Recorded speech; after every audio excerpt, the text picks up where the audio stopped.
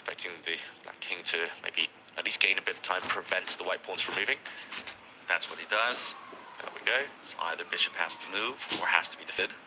Yeah, we could see a case of Zugzwang where, for example, the black knight is about to be forced back to stop the white king coming forward, but now the black knight is frozen, protecting this square, and the black king is also frozen, stopping the white pawns moving. If Vincent just waits, if he pushes a pawn, either the black king or the black knight will have to give way. Looked like he was reaching for the king, though. Yeah, moving his king around. Okay, thinks better of it, and he is going to go for exactly what you asked for. Playing the...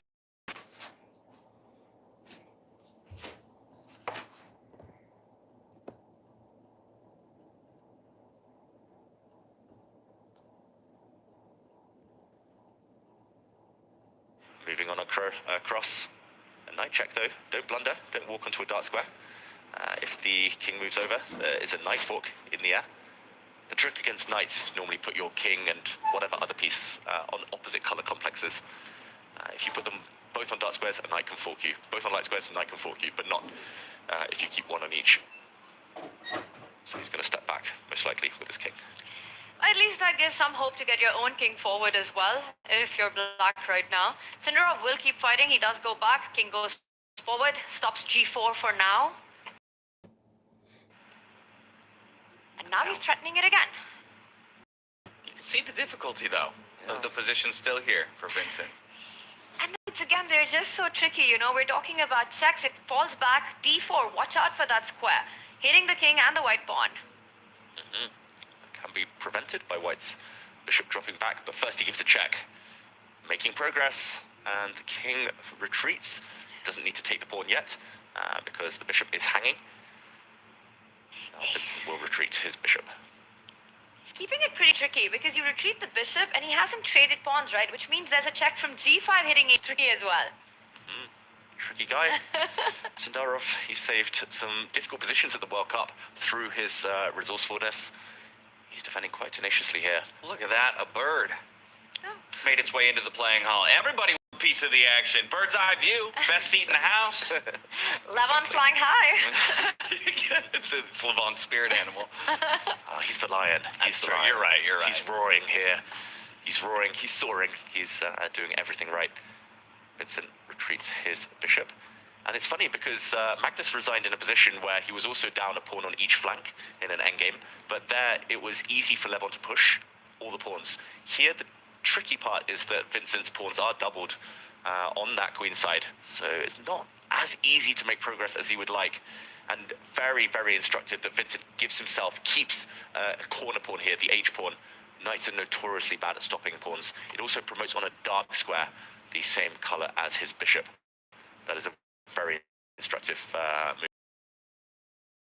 And actually, that was not...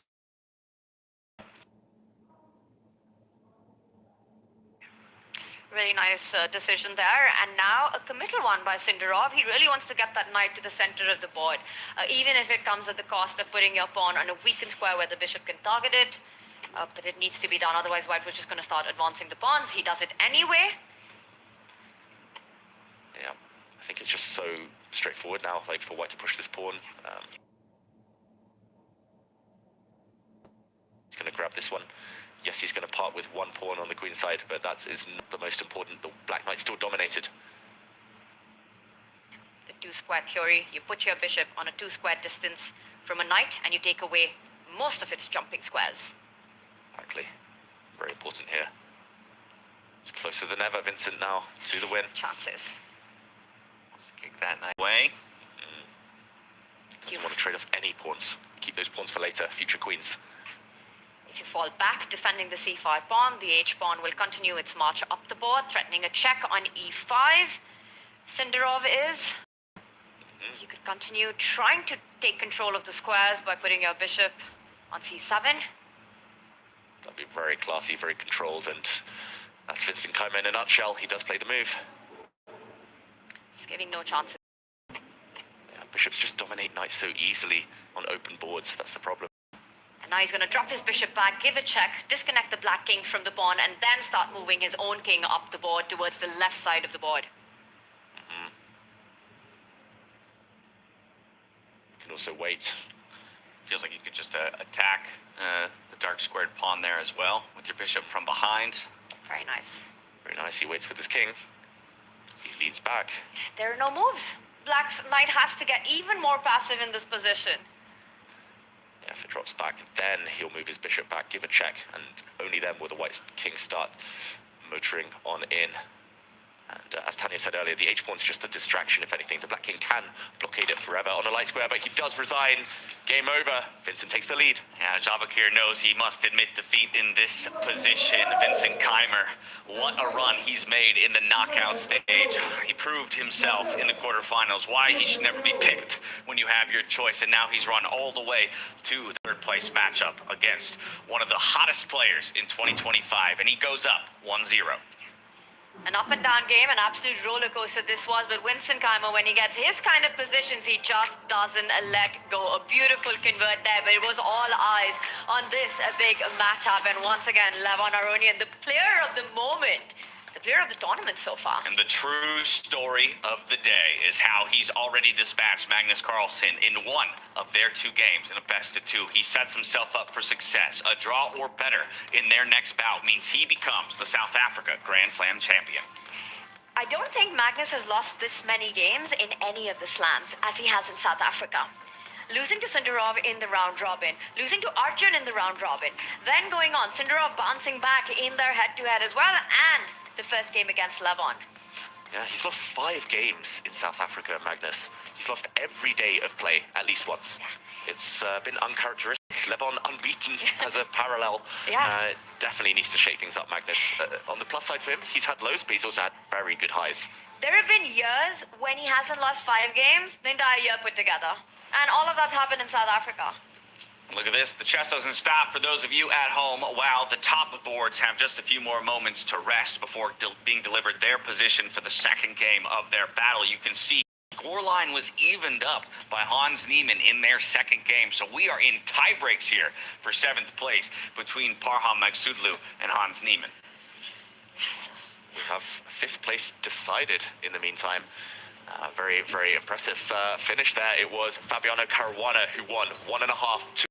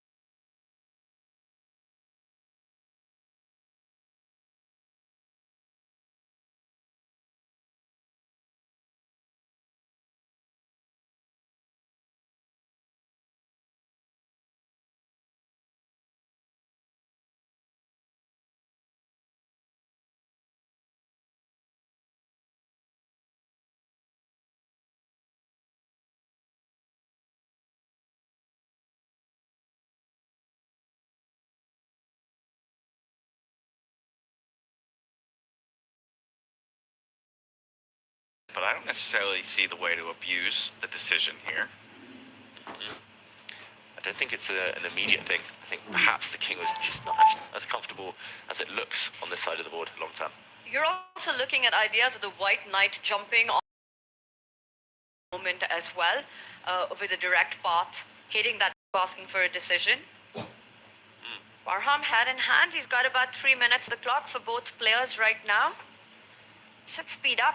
You know, Hans Niemann with less time, absolute beast. But both these players, very strong blitz players. Very strong blitz players, but we've seen across a number of our matchups yesterday in the 5-2 time controls how messy it gets down the stretch when the pieces are flying and the hands are slapping for the clock. 2-second increment is not a decision from Hans Niemann to eliminate the knight, by the way, a key defender of the Black King. He can't given a miss. I think Tanya's idea there might have been slightly stronger to start coming around first. Essentially just to force the Black Bishop off the board. Another defender used the White Queen on this diagonal. It still looks pleasant for Hans. Really nice position. And it just feels like, meanwhile, Black's pieces on the right flank for Parham have got no targets. While Hans's have made great improvement. The Queen looking good, the Bishop doing its job, and there we go, gets rid of a key defender there. Take it with the Rook as well if you want, but I like this move. It comes in with a threat. Spot on left flank. Create a brick wall, but it means the King is second. Yeah, that is quite an airy King. I'm also looking at a bad piece for Black. The Bishop is really blocked in. If you try to open your Queen in, if you push it 2 squares forward, the White Knight gets a beautiful outpost. Just in case anybody was wondering just how close we are to nature out here in South Africa, let's replay the moment. We saw both players crack in laughter. The bird nearly landing on Parham's chair for just a moment. Decided better of it, said, you know what? I'm not going to play distraction to these two guys. They need to focus. Wow, we really are close with nature. It landed on my shoulder briefly yesterday. No way. Yeah, while I was walking, it chirped really loud in my ear, and then it just flew off.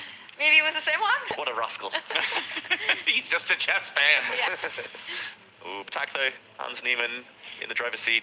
Really nicely done. You know, the Queen provokes weaknesses first and then comes back to a more active square, now tying down the Rook to a very passive square. The Knight can jump to e5, double down on that attack. It's looking tough. It's like the Black position is just cut in half. The Queen's on the wrong side of the board. The Bishop's just stuck. White's Knights are flexible here. And also open files to the White Rooks. It just looks so pleasant. Hunt's about to make his decision. He does use that line that you're talking about. Activates the one piece that wasn't looking great in the position. Brings all the toys to the nursery. And Hans is especially good when he can make easy moves that create threats. Easy moves that improve pieces, kind of set up these nice tactics that especially go towards the opponent's king. So it feels like his type of position. Parham is a decent defender, but he likes to be a bit more active about it. And for now, that's not the case. Struggling. But the one good news for Parham is that at least it's material balance. There's no deficit on that or on the clock right now. So Hans needs to be maybe precise to get the ball at the back of the net. He goes f5, and this is what the problem is, right? You activate your bishop, you kill your queen at the corner of the board. Yeah, that queen is not looking like a happy camper right now. Literally cannot move.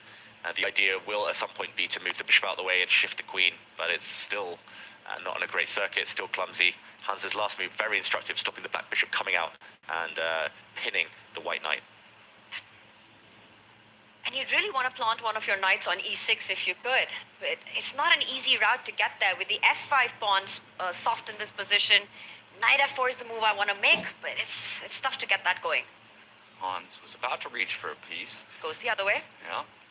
Out to b4 instead. Big threat. Knight takes pawn, would lure the black rook forward, and then the white rook is able to pounce. That's why he's setting up another queen. Defends one, and will he be able to defend the other? There's the e3 or e2 slide rather that Tanya just spoke of. That is scary. Once the queen posts up, you can never breathe a sigh of relief until she's kicked away. Don't see a good way of that happening as well, with so many of the pieces on the left flank for Parham in this position. If you could just drag and drop and put the black queen like somewhere on the other side of the board, black has got a very healthy position, but unfortunately it doesn't work like that in such an open position with queen still on. He's just putting pressure move by move. Very difficult to hold on. You know, you can defend it 1, 5, 10 moves, but can you keep it going? Keep everything under control? for the rest of the game. For Is that Parham, it's clock not correct? easy. Just for everyone at home, that Just clock is one- not correct. No. Okay, thank you for calling that out. Looked like Hans Niemann was about to lose on time from a slightly advantaged position. Now it's that will correct. update, and now it's showing correctly 51 seconds to his name. With the bonus time of 2 seconds, if it comes to 1, then you know we've got bigger problems. Exactly. I was like, well, Glitch. we all let that one slip by us. He's got a few seconds, whether it's 38, 51, or 1. He's got a few seconds left on his clock. And he brings another force into the attack. And this time it's a pawn. It's not going to stop there. Given the opportunity, A5. That's a tickle move. You just tickle the opponent, you see how they react. And maybe Parham might get uncomfortable. That black queen is just the biggest problem, though. It's probably the worst queen we've seen in a couple of days here. Freestyle chess. Black rook moves on over, though. I would give in. Oh, I was going to go in with the queen. He goes in with the knight, hits the rook, and now is he going to strike with A5? Is it the moment?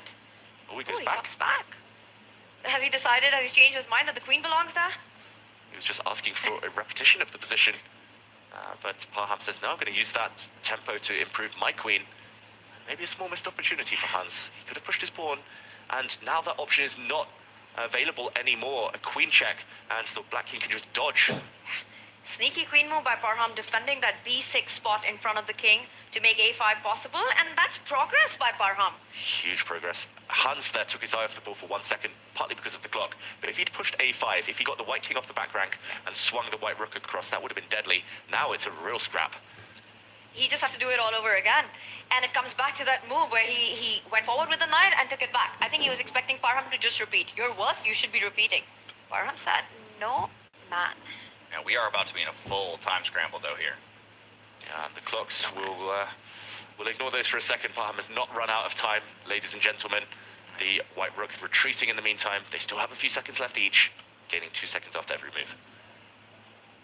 Takes control of the G line, coming on over to the 7th rank next, and Parham improving all his pieces. I mean, completely different story from 7 moves ago, when half of his army was on the right side of the board. Yeah, the white rook has to stay on the 3rd rank, otherwise the bishop would take a pawn. There'd be a sacrifice blowing open the d-file. In the meantime, yeah, it feels as if each side is threatening something, the other side reacts. Then it's my turn. Then you swap, you rinse, you repeat. They're going around in circles a bit at the moment. And now it's a proper time scramble, playing on final seconds. Oh, there was a trick.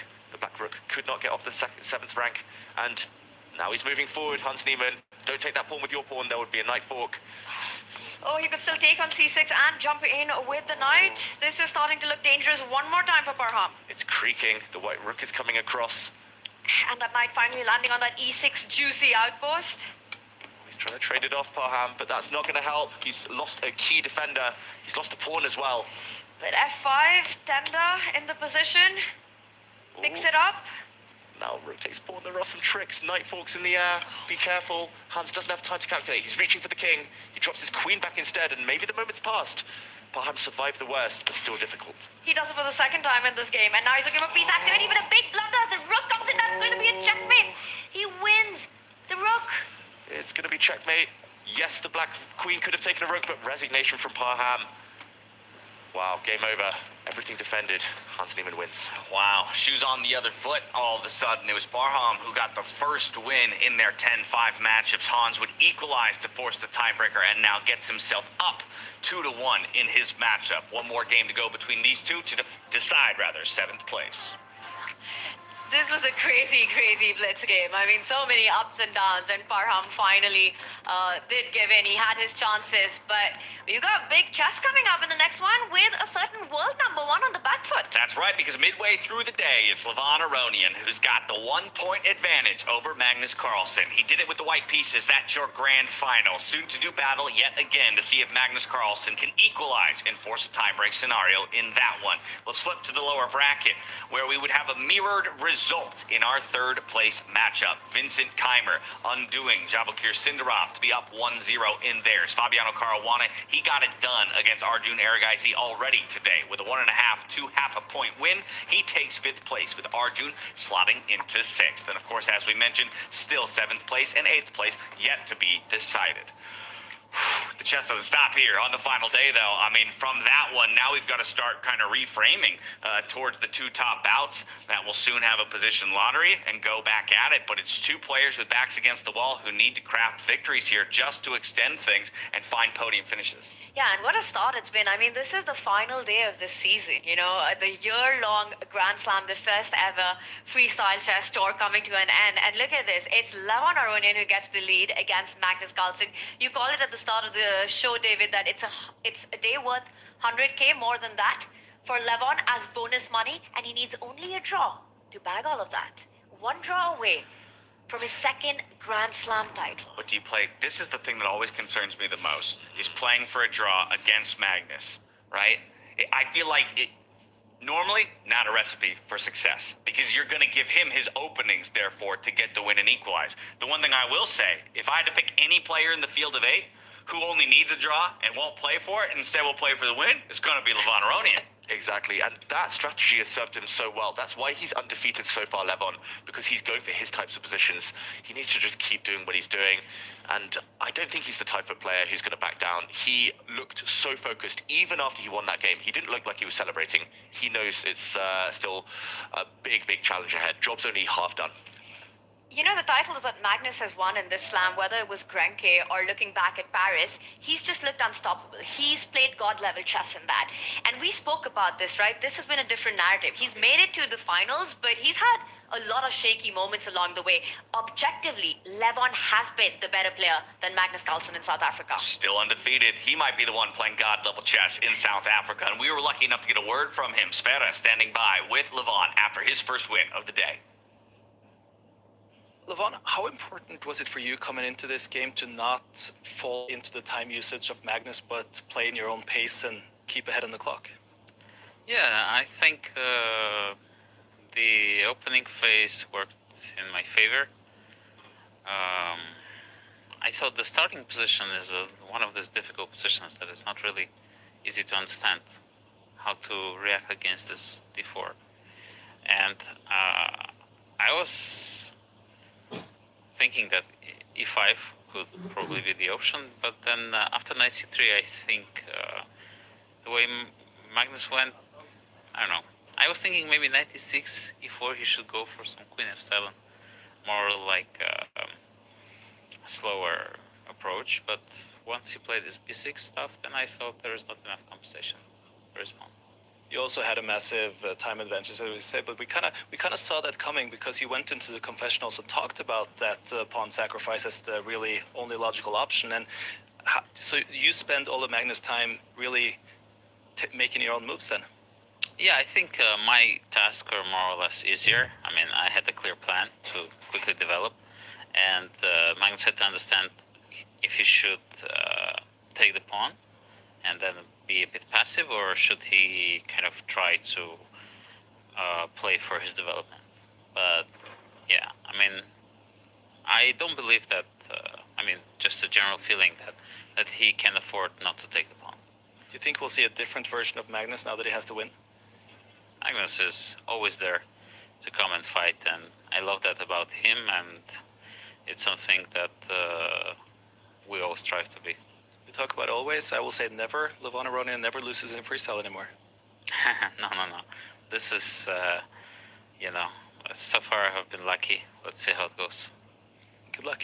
Thank you. A bold claim by Sveta there. Levon Aronian never loses in freestyle chess. He hasn't so far here in South Africa, but a very humble Levon in his response, saying Magnus is always there. He's always someone to respect. He knows it. I mean, Magnus and Levon, you know, that's a story that you could write with so many books and chapters. They played each other endless number of times, know each other so well. They're good friends off the board as well. I think Levon winning game one, he knows the job is not even half done when you're playing against Magnus Carlsen. But he's got to be feeling his peak, his form coming in. He needs only a draw to wrap this up. Magnus under pressure has to win on demand. Does he get it done? Does this go into tie breaks? Job not done for Levon Aronian. Job not done for Hans Niemann and Parham Magsulu while we wait for that marquee matchup, which will come a bit later on the day. We have to decide 7th place. So we're heading to the stage where Fiona Stahl-Anthony is standing by for the position lottery in our battle for 7th place.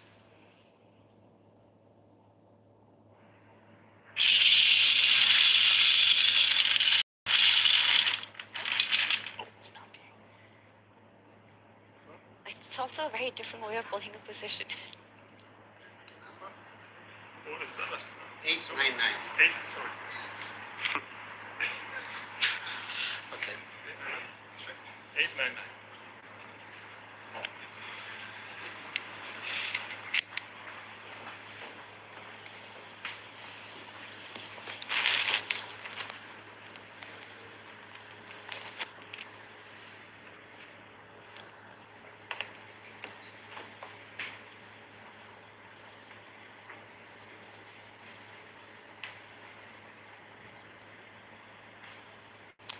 For the avoidance of confusion, position 899 will be the battlefield for our 7th place matchup. The tie break between Parham Magsudlu and Hans Niemann. Niemann currently ahead in this matchup. Draw or better gets it done for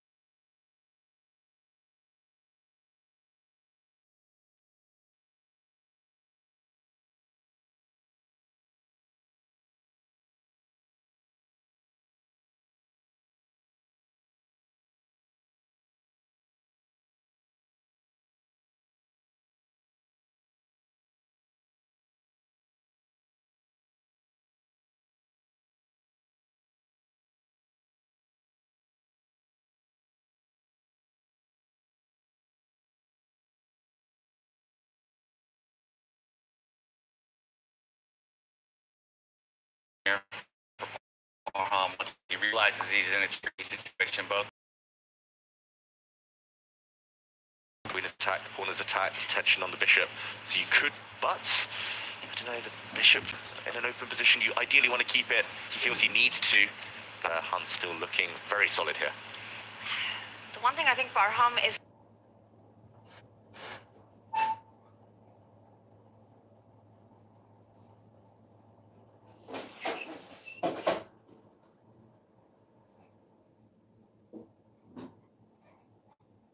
hoping for is to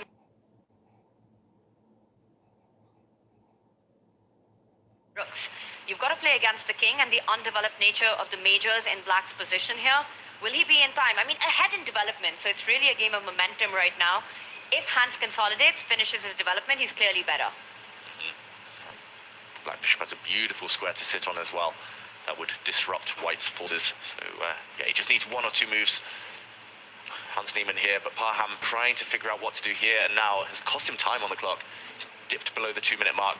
He moves his knight. Getting it forward.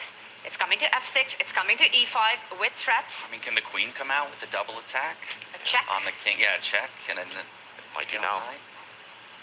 Ooh, I was expecting that move, but just moves his king. Keeping it up his sleeve. I guess the knight was defended, so the white king could have just moved. He's kind of keeping it up his sleeve for later. Maybe the black queen has other angles it wants to jump in on. Might be time to jump in with a knight to f6 to take care of that threat. There we go. Also, a big move coming in. If black isn't careful, rook e8 would trap the queen. Ooh, careful. Game-ending threat. So the black queen should just move. But I'm going to take a lesson from Tanya that she's been telling us all tournament long. We see an opportunity to pin a piece. We could have gone all the way to the h8 square and pinned it against the queen. He thinks better of it. What's the lesson called? To put pressure on the pinned piece. First, we have to create a pinned piece, though, in order to build pressure on it. Yeah, and you can still do it. You can still put the queen on the diagonal. Hans Niemann wants to get his queen in a different way, though. He's eyeballing this avenue, the black queen, on a long diagonal. Instead, he's opened up a file for the rook. Be careful, Parham. There's so many entry squares down here later. I'm going to get you to say it at least once on the broadcast, James. No chance. Watch this space, chat. Chance. There's no Parham. teleprompter for me to be Ron Burgundy, so I'm safe until next year at the very least. Okay, to take or not to take? Oh. I'm channeling my inner Sarah one. Well, You're going for it? Then there's no question. Then you go for it. Oh, Instantaneous. very brave. Usually not a pawn grabber, David. Normally, only if I can definitely get away with it and live to tell the tale. Here the knight is offside, the white king is really open, but my philosophy here, you have to suffer for something, and otherwise you're just allowing the black rook in, you're getting attacked, the white king is so open, you need something in return. And in fact, it's the only move that's not zeros on the engine. And I think very importantly, after a check on 8-6, after that move, you have a knight retreating move that blocks the check and saves the knight. So possible. He doesn't go for it. He's not a pawn grabber, Parham Mazulu. Shifts up his rook instead. And, I'm starting to get scared. This is a really awkward pawn. Sticks out so so weak here. And I wonder if the idea is to slide the rook over to the b3 square to keep that pawn defended. If that was to happen, instead, Hans activating his queen, defending both d7 and f7 as he does that.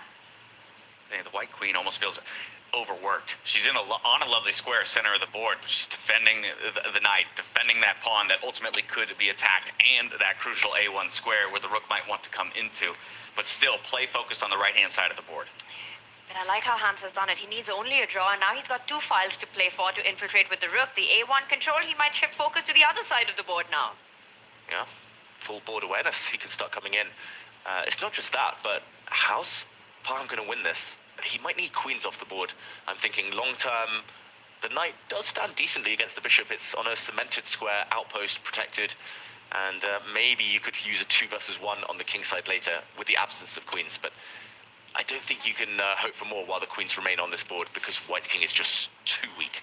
Hans infiltrates. Infiltrates, and the queen is blocked there now with the rook on b3, so I like this move by Hans. It defends d7. Ooh, watch out. g5 hanging, falling with a check. Defended.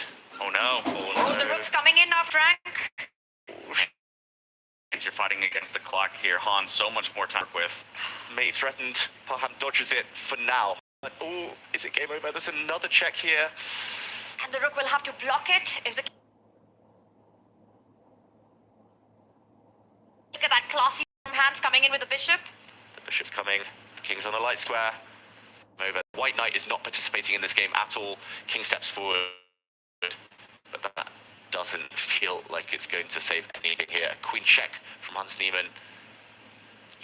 If the queen had blocked, the black queen could have taken another pawn. The rook blocks instead, but that does allow some nasty checks in the corner. You could start with a check just about now. He does it, and not just the corner checks, the flank checks as well coming in with the rook. That's it, it's checkmate. And there we go, handshake, and it is decided. Hans Niemann takes the win.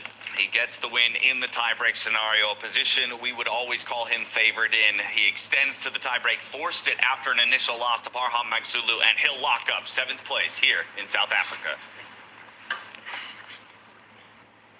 Hans there finishes the Grand Slam season on a high, a 2-2 victory in the tiebreaker, and he did it convincingly. I think for Parham, his best shot was in classical, but for Parham, he's just happy this is over, takes it as an experience, and I have no doubts he'll be back next year. And we look forward to seeing him yet again and what his learnings might be. Had the right attitude this entire tournament long, always showed us fight, even when things weren't going his way from day one. Yeah, he's popular with fans, colleagues, everyone, Parham. He's on a steep kind of learning curve, as we all are in chess, especially when kind of this was the biggest, the first time he's really been able to challenge the real elite. But for Hans, yeah, it's kind of mixed feelings. It's like a good win today overall. He played very well in those last Blitz games, but 7th place, he would have wanted more. Right, he knows what he's capable of because of what he did in Vegas. So while 7th is still going to be an extra $10,000 in his pocket, we can take a look at the lower bracket because another one of our matchups has been decided. 4 of our players are solidified in their placing. Fabiano Caruana is in 5th, having gotten it done over Arjun Erigaisi, who will finish 6th. Hans Niemann, he snags 7th, and Parham Magsulu will end the tournament in 8th. But we still have positions 1 through 4 to be decided. It's Vincent Keimer looking to end it here and now against Sindarov in their second game of the day in the battle for 3rd place. And of course, our marquee matchup, it's going to be Levon Aronian, who's got the point advantage over the world number 1 in Magnus Carlsen. They are slated to do battle in just about 30 minutes time, with the position lottery happening in 15 minutes. So we're going to head to a quick break, give ourselves a breather before we come back and see all of the action as it concludes here in South Africa. We hope to see you there. Don't miss it.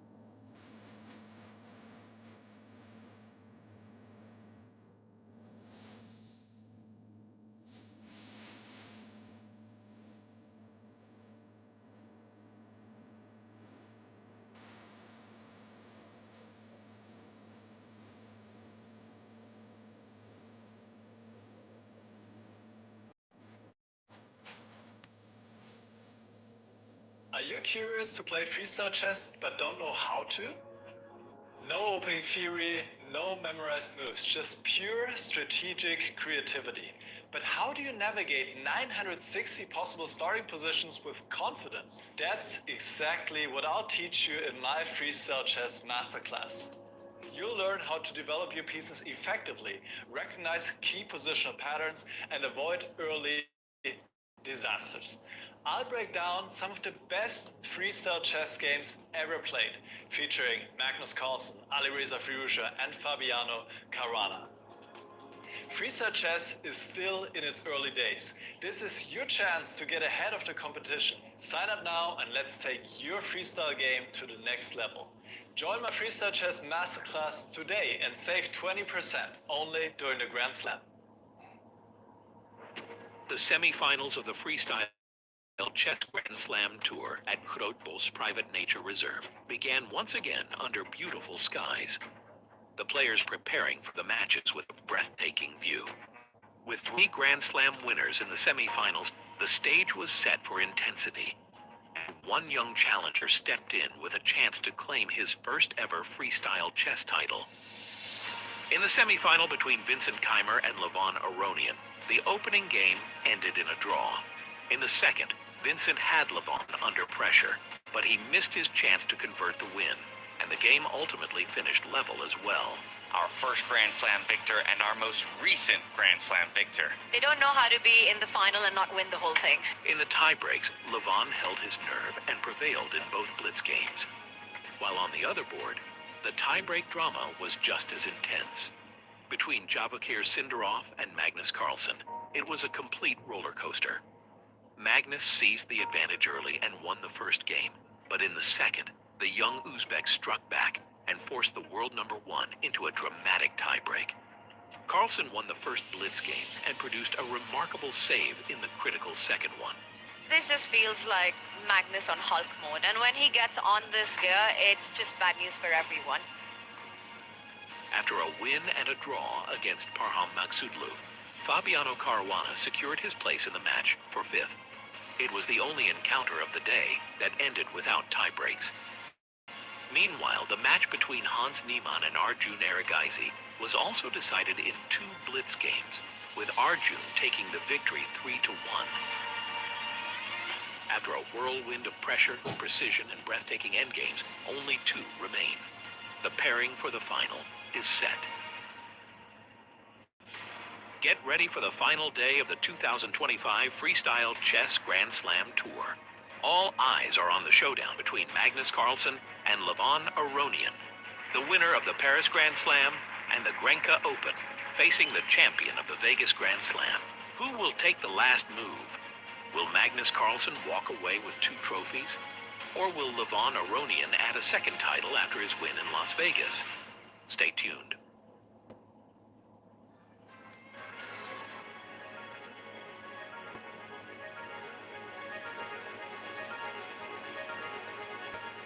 Welcome to the 2025 Freestyle Chess Grand Slam Tour.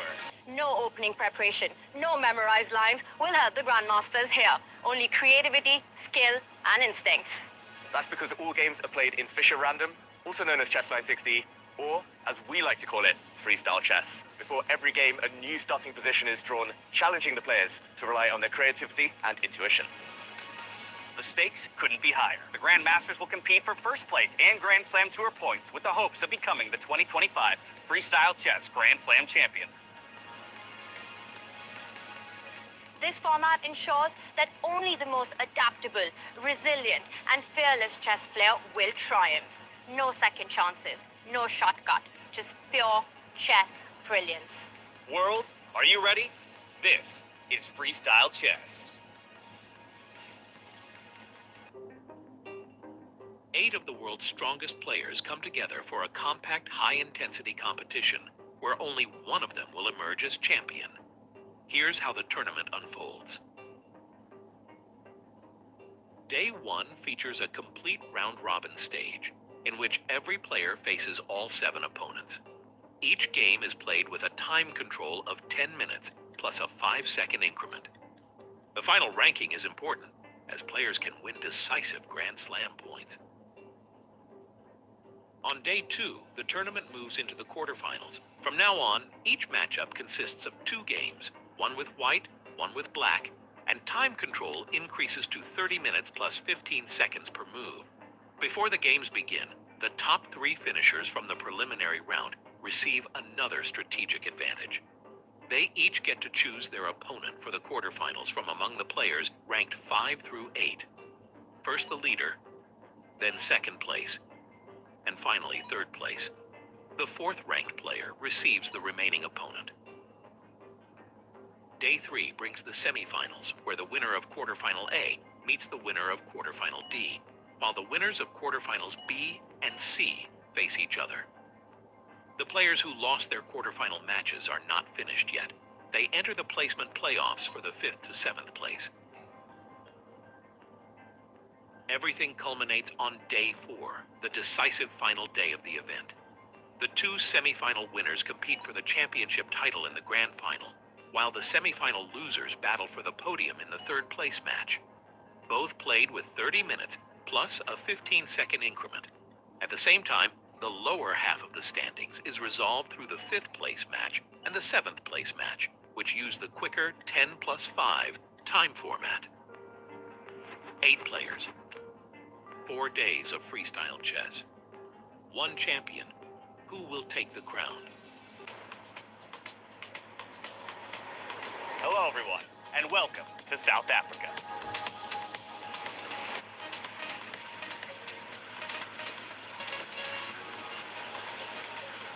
The best players from around the world have come here to fight for the title of 2025 Freestyle Chess Grand Slam Tour Champion. After an incredible journey, Weisenhouse, Paris, Las Vegas, it all comes down to this. With this as our backdrop, you can really feel the energy of this place. It's powerful, just like freestyle chess, full of emotions, creativity, and surprises. From here, we're heading south to one of the most beautiful places on Earth. A place where luxury meets nature and where the 2025 champion will be crowned. Welcome to Grootbos Private Nature Reserve, the home of the Freestyle Chess Grand Slam Season Finals 2025. It takes your breath. The perfect place for the grand final. Where strategy meets beauty, champions are made. That between mountains, forest, and ocean, Grootbos is not just a location, it's a world of its own. It's the perfect place to celebrate the beauty of nature and the brilliance of freestyle chess. Who will win the Freestyle Chess Grand Slam in South Africa? And who will be crowned the champion of the 2025 Freestyle Chess Grand Slam Tour? Get ready!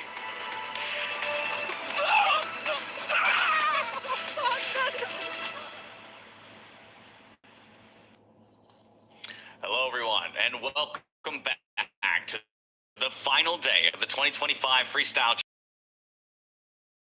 It's our season final, our grand final between Levon Aronian and Magnus Carlsen. Vincent Keimer as well, still battling it out for third up against the likes of Yavokir Sindarov. We, of course, saw the lower bracket bouts come to a conclusion, with one of them going to tie breaks just before the break. It was Hans Niemann who would come out on top and snag 7th place, while Fabiano got it done earlier in the day for 5th. But this is the marquee matchup right here, Levon Aronian, and the story of the day, perhaps the entire tournament, alongside the of a Sindarov. Undefeated still he remains. And again, just most recently taking a win over the world #1, poised to wrap it up here and now. And I think that result was something that few would have predicted at the start of the day. And the way Levon did it wasn't just the scoreline here, but his level of incredibly high. Never really gave Magnus a chance in that first game. And I think this is to be said for the Fabiano-Arjun matchup as well. Incredible performance by Fabi in that one. 4 players still looking to fight it out, though. Vincent Keimer and Yavokir Sindarov both want that podium finish, get third, share the stage with those other 2 guys at the end of the day, David. They really do. It's just about how much is left in the tank for Sindarov. World Cup, such a long tournament. This one, he's had the highs, he's had the lows. He needs to bounce back against Vincent, needs to win on demand. Not going to be easy. I think Vincent now is the favorite to come third. Now, if anything, you want to rely on both players with the white pieces. One game #1, that means Yavokir and Magnus get the white pieces. But if I'm to read into, something that you called out earlier in the day, one, the number of black wins we've had across the tournament, but in particular, how Magnus has fared unwell with the white. Yeah, I think that's maybe kind of because he's been caught in two minds with the white pieces. Often he's in the lead, he wins first with black and then needs to bounce back. Or in the first game, he starts with white, doesn't know how hard to press. Now he knows, at least, it's clear. Only one task. He has to win. He has to attack, has to do something to somehow shatter Levon's armor, which has looked almost unbreakable so far. The strongest player in the world, Magnus Carlsen. The second strongest player in the world, a wounded Magnus Carlsen. With his back against the wall, it's pressure that doesn't break him, it wakes him up, We've seen it time and time again, just every time how he bounces back. I think with white, he's happy to have this opportunity. Yes, he's had a bad result previously, but he gets to dictate at least how the game shapes up. So much will depend on the draw of the position right now. Will Magnus get his kind of position at the start, or will it again be chaotic? Will, again, Levon Aronian shine? Now it's time to play Tanya's favorite game. Let's put some numbers on it, shall we? And Number game. First, I'm going to preface it by using one of our partners here, our marketplace prediction partner in call sheet for the Freestyle Chess Grand Slam Tour. And as I check in with the numbers live, as they've been updating for the first time in this entire tournament run, Magnus Carlsen is no longer favored by the market predictions. 67% of people think Levon Aronian at this point is going to take the top spot after that initial victory. What can I say, James? The community knows. They believe in their man, Levon the Lion, to get the job done. Undefeated in the entire South African leg, in the entire slam so far. That is just, let that sink in with this field. Not a single game in the round robin, not a single game in the knockout stage. 67%, I would even go higher. I would say 70-30 in this one right now, 70 to Levon. All right, giving it even more so in favor of Levon. But David, what we know of Magnus Carlsen is how capable he is, especially when his back is against the wall. He's already shown it to us once in this tournament, but can he do it again? He's capable. He can. I think a lot will depend on the opening. A lot will depend on Magnus just waking up out of the trance he was in. On the clock, especially, it felt like he just wasn't in the flow. He needs to play quicker, needs to somehow get a position where it's more strategic, rather than just like bam, bam, Levon's a pawn up. He needs his type of game, Magnus. But, the odds, I think it's fair. There's one result that suits Magnus. He needs to win. There's two results that suit Levon. The draw and the win here. If it goes to tiebreaks, I think Magnus again will be the favorite. But this one game alone, I think it is fair what the odds are saying. So what's the number the desk boys are giving here? James, David, both of you. I don't know. 1/3 chance for Magnus. Okay, yeah. Versus, so you're going 33. I'm going to go 60-40. Still in favor of Levon, right? So I think we're all favoriting Levon. I'm still giving maybe the best chances here to Magnus Carlsen. Do you feel like it has to happen, though, here now for Levon, as opposed to going to the tiebreak? 100%. I think if Magnus is able to bounce back in this one, he takes a tiebreak, because he did it twice against Sindarov yesterday, 2-0. He has to get it done. This is the golden opportunity. This is the moment. He has to give it his best. The one thing, of course, it's freestyle chess. Anything can happen. Well, we're poised for a brilliant fight between the top two contenders, Magnus Carlsen and Levon Aronian. It's Vincent Keimer and Javakir Sindarov battling it out for third, but $200,000 in the title of the Freestyle Chess Grand Slam South Africa champion is on the line, out to the arena for the position lottery.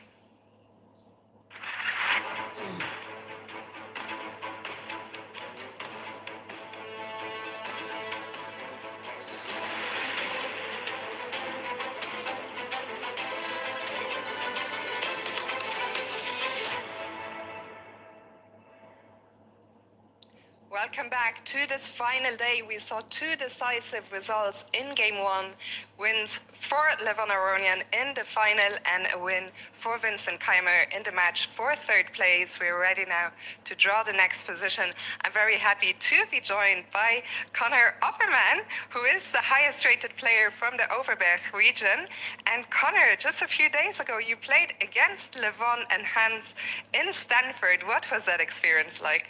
It was good. The games didn't finish, but yeah, they definitely had the up advantage, but it wasn't completely losing. But I really enjoyed it. Thank you. Maybe the game will be completed someday. You are now, you have the big responsibility of drawing the next position, so let's find out.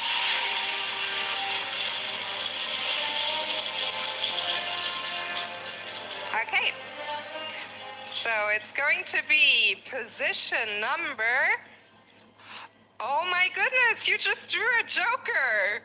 That is our second joker of the day. A joker that means that a donation will be made to Youth Chess in South Africa. You can actually hand me the joker and you can draw another position. If I can just hand the joker, and we'll try again, and this time it is position 807. 807. Connor, you are the first person to ever draw a joker on the big stage at Freestyle. Thank you so much, players. Best of luck.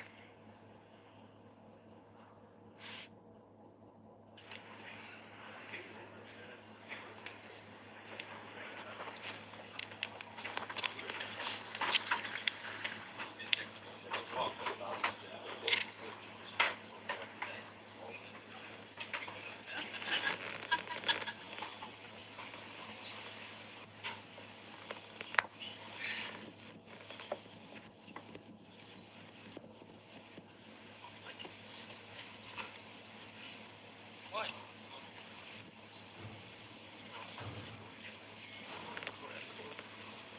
Okay.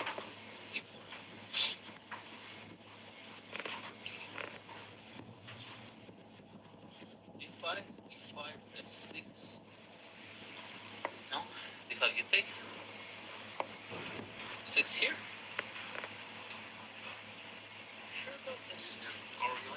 Takes, G6, 93. Okay.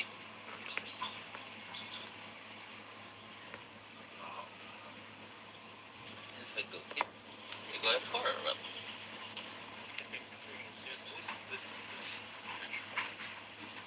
Probably a D4 should be fine. I would take.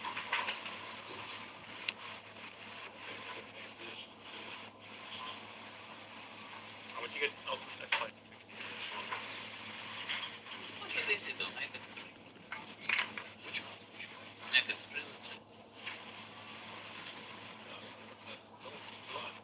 F5, E5. I was more thinking whether we can make such things with these. But I think you should keep the bishop H6 as white. So white knight G F3. Maybe D5. I think this has to be fine. Okay. That's so maybe this is.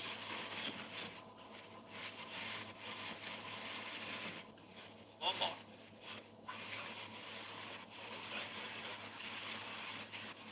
And if I, let's say, do some symmetrical business.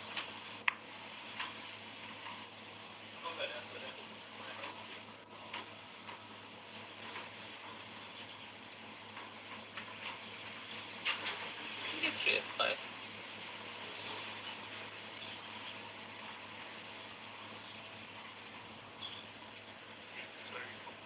What about this?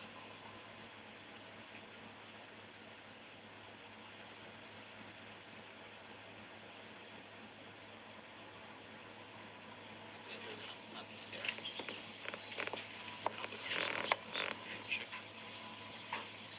Yeah, I guess we go symmetry against everything. F4, F5. What about D4? Do we go F5 or what? F5 looks logical. Oh, I'm just wondering. But you cannot play it first. So I go G6.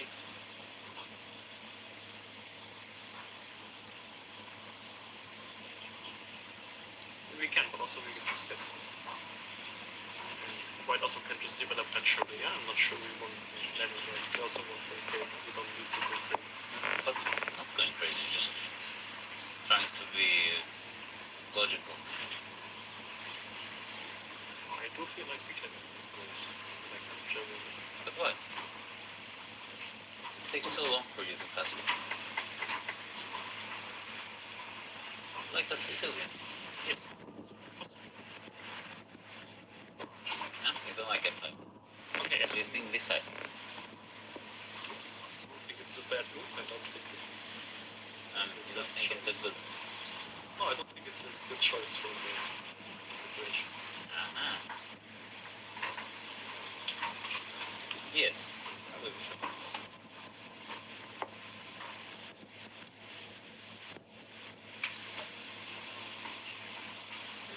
Just let him be passive. That's my only one.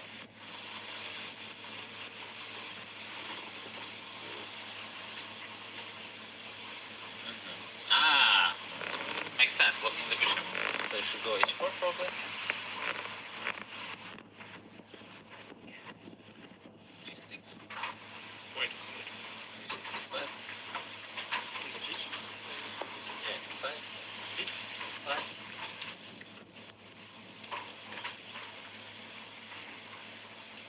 I take on h4. You go g3 and b5.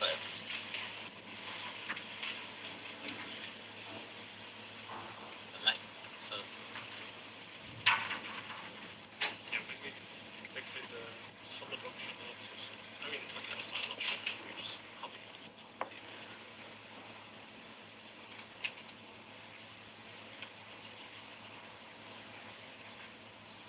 it's okay. But d4 is unlikely because f5 is also Feels like the way. So let's say e4 here. So what about knight d3 is too slow now. Knight d3 you want. What do you think?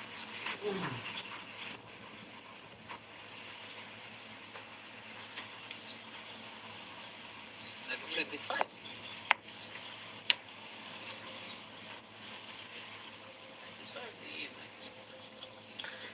Position 807 could decide it all here in South Africa for both of our boards. The battle at the top, it's between Levon Aronian and Magnus Carlsen. Levon needing a draw or better. Vincent Keimer needing the same. Javikir Sindarov left to his lonesome here to evaluate the position, while Magnus Carlsen does the same. Both of them backs against the wall, needing a decisive victory just to extend their chances in a tiebreak scenario.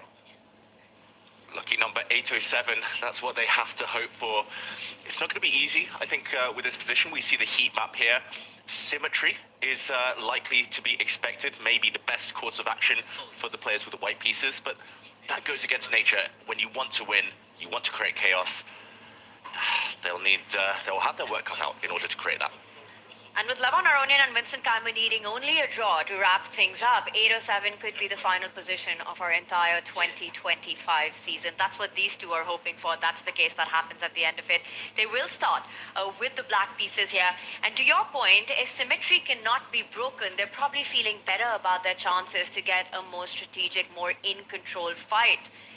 As we look at what they're analyzing, a lot of pawn moves by both these players. Our heat map also confirming that opening up that bishop in the corner is one of the most played moves in the position, or the one on the other side where you push the pawn in front of the queen and get the long-range pieces active as quickly as possible. Yeah, do you want control of the center, or do you want the long diagonal secured nice and early? Yeah, and if it does become more strategic, on paper that favors Magnus, although yeah, it's unlikely he'll be able to whip up some direct attacks, and maybe that's not the type of thing he'll want in a must-win situation. I think it's also good news for Vincent Keimer, so it means he can control things a bit more against Sindarov. Just needs a draw. If it is controlled, symmetrical, that suits his style. So we'll see. I think maybe Vincent's maybe the happier of the two if we compare him against Levon here. Who do you think has a bigger chance of making a comeback? Is it Sindarov or is it Magnus in the matchup? Magnus. It's Magnus. It's always Magnus. It is always Magnus. Until it's proven otherwise. I mean, on paper, it looks like Levon, he just almost deserves to win the tournament at this stage, unbeaten. He's been so consistent, so good. Kind of head and shoulders above most of his opponents. But always it comes down to single moves sometimes that define titles, and it will come down to a moment where he has to make a correct decision, or where Magnus has maybe a half chance whether he can take it or not. It feels like that's going to decide this game.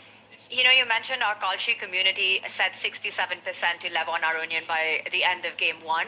I gave it 70-30. I think, David, you were close to it as well, giving the odds in favor of Levon. And then you asked if Magnus makes a comeback, what happens? I think then it completely switches. I would go as far as to say Magnus becomes another favorite by 90-10 this time, just simply given that he makes that comeback. Momentum will be on his side. So for Levon Aronian, he needs to get that draw in this game. I would absolutely agree. And as the players are up and out of their seats and into the playing hall, we are mere minute away from seeing these players locked in battle. It all started here on the African coast just 3 days ago as we kicked things off with the round robin. It was Yavokir Sindarov and Levon Aronian who really separated themselves from the rest of the field with undefeated performances and locking up the top 2 spots. Their choices of opponents. They proved their initial picks before Yavokir would run into the brick wall that is Magnus Carlsen, almost undoing him, but Magnus would strike back to earn his bid against Levon Aronian in yet another Grand Slam final. Moments now, the gong will sound, the games will begin. Can Magnus strike? He needs to play faster. Does he have the energy left in the tank? And Levon said it, that it's a great privilege to play against Magnus Carlsen in the grand final. Can he do it? Can he win the grand final by taking down Magnus Carlsen, the final boss of chess? No better person to get the win over and cement yourself in freestyle chess Grand Slam history. You could be as well a back-to-back Grand Slam winner, just like Magnus did earlier this year. That would be incredible. Doing it once is just so difficult, especially such a field, a stellar cast of stars. But to do it twice in a row, Levon would be the first one to do it in these kind of knockout stages as well. Magnus won that opening Grenka, so impressive, but it feels like this is an even more just incredible feat. It's just amazing. I mean, when you've been undefeated, this is not the moment you want to change that narrative if you're Levon Aronian, not for this game. And I wonder if it's a bit telling, you know, when the position was getting pulled out, a joker That's got right. pulled out. And we know who thrives in chaos. It is Levon Aronian. A bit of a circus of a position always suits him just fine. And maybe a good omen for the Armenian Lion. Okay, Magnus, what is your first move? Still thinking. Does feel like he's a bit more hesitant today than we've seen him in recent times.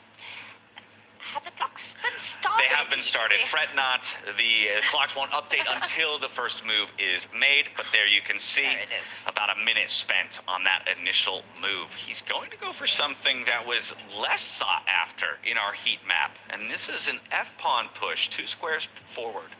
I did wonder about this. Magnus played the Dutch defense in the previous game, not with much success. He pushed his f-pawn forward with black. This time he's going to try to do the same thing with white. So with an extra tempo, can't get worse. It has to be a better version. It also helps a knight. I'm not sure which knight, but one of the knights to develop behind the pawn.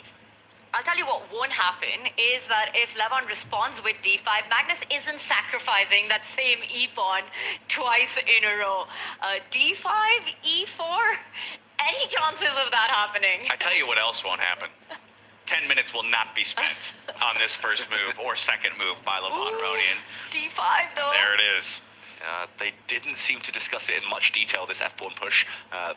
Vincent Keimer and Levon Aronian, but of course, even a surprise, he reacts within a good 15-20 seconds. And yeah, this is, I think, normally the antidote to pushing the f-pawn. You want to occupy the center with your d-pawn.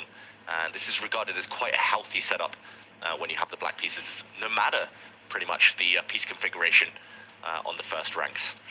I'm also expecting one of the flank pawns to move forward quickly, and specifically the one on the left side with the rook next to the king tucked away in the corner. We've seen that pattern, and something that Magnus likes to do very early on.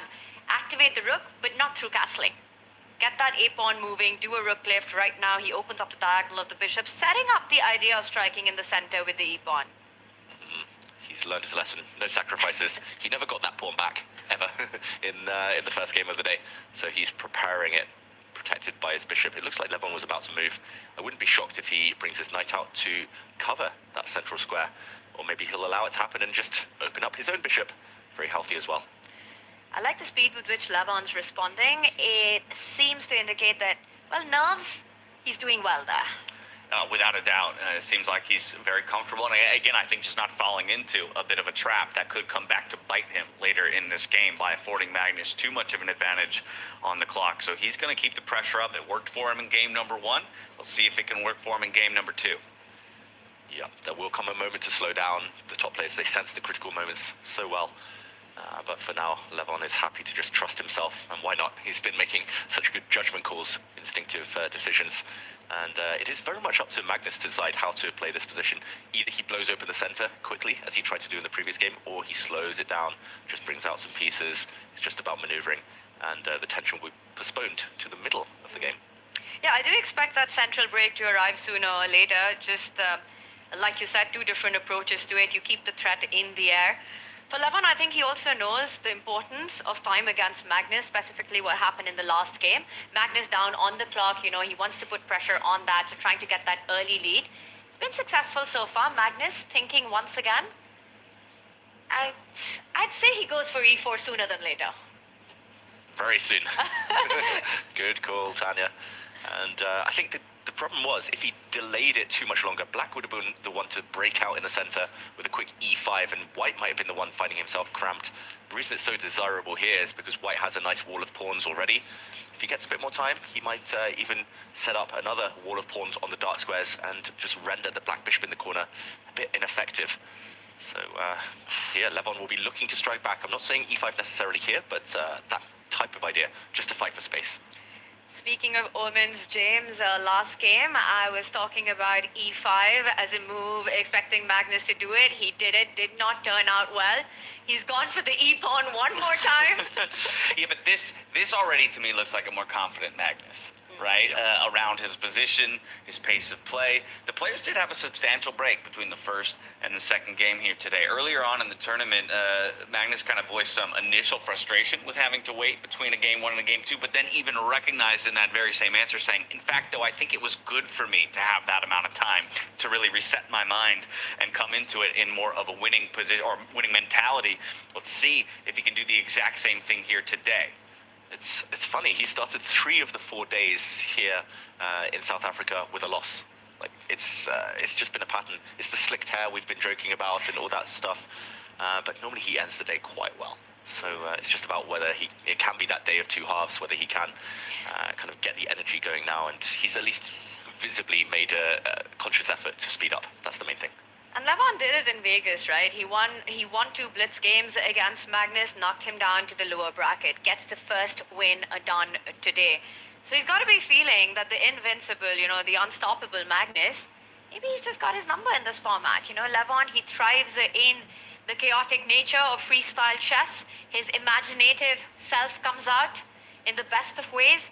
David, are there ways for him to create those kind of positions right now, given the opening position that we have, to kind of lend itself to his style? Yeah, it's a very good question. I think he wants to do something quick before White is able to, with or without dropping the bishop back, just build that center, build with the pawns, maybe with a knight. Once White gets that, it's going to be very hard to do anything to at least create those open lines.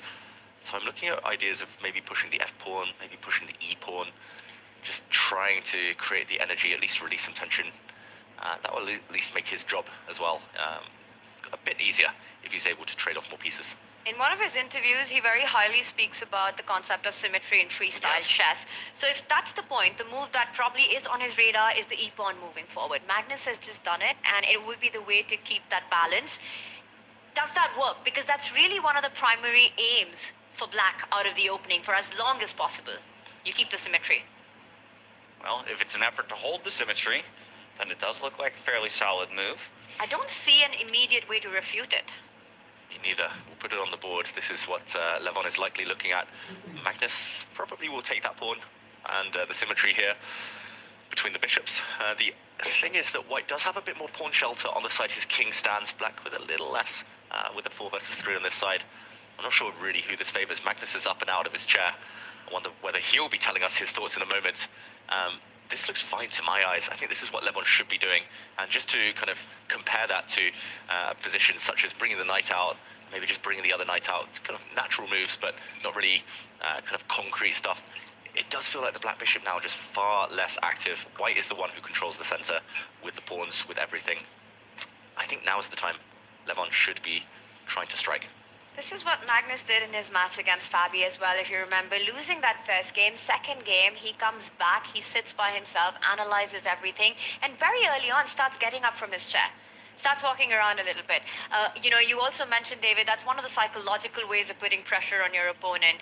And I just saw him do exactly that right now. Yeah, up for 10 seconds, back over, pouring the water. Keeping the blood flowing, though, keeping the energy in his system, right? Because he has to not get lulled as well by the switch up in pace here from Levon. Levon does decide on a move. It isn't going to be looking for that symmetry that we talked about. Instead, the knight comes forward, hitting the bishop. Yeah, I'm slightly surprised, just because now Black's bishop is locked in. Of course, it's one of the most natural moves. Gains a bit of time. That's a gain of tempo against White's bishop, which has to now just retreat. Probably it goes back a couple of squares. But yeah, I think slightly surprised by that one at least. I'm surprised in one sense and not in another, right? Which is that I'm hoping Levon is playing for a win. Don't play for a draw, right? And to that end, he's going to throw his c-pawn forward now, completely weakening his king over on that side of the board.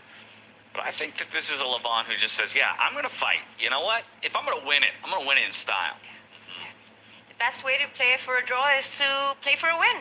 And I think Levon's hinting with this last move that, in fact, he wants to get his king to the other side of the board. Castle all the way across.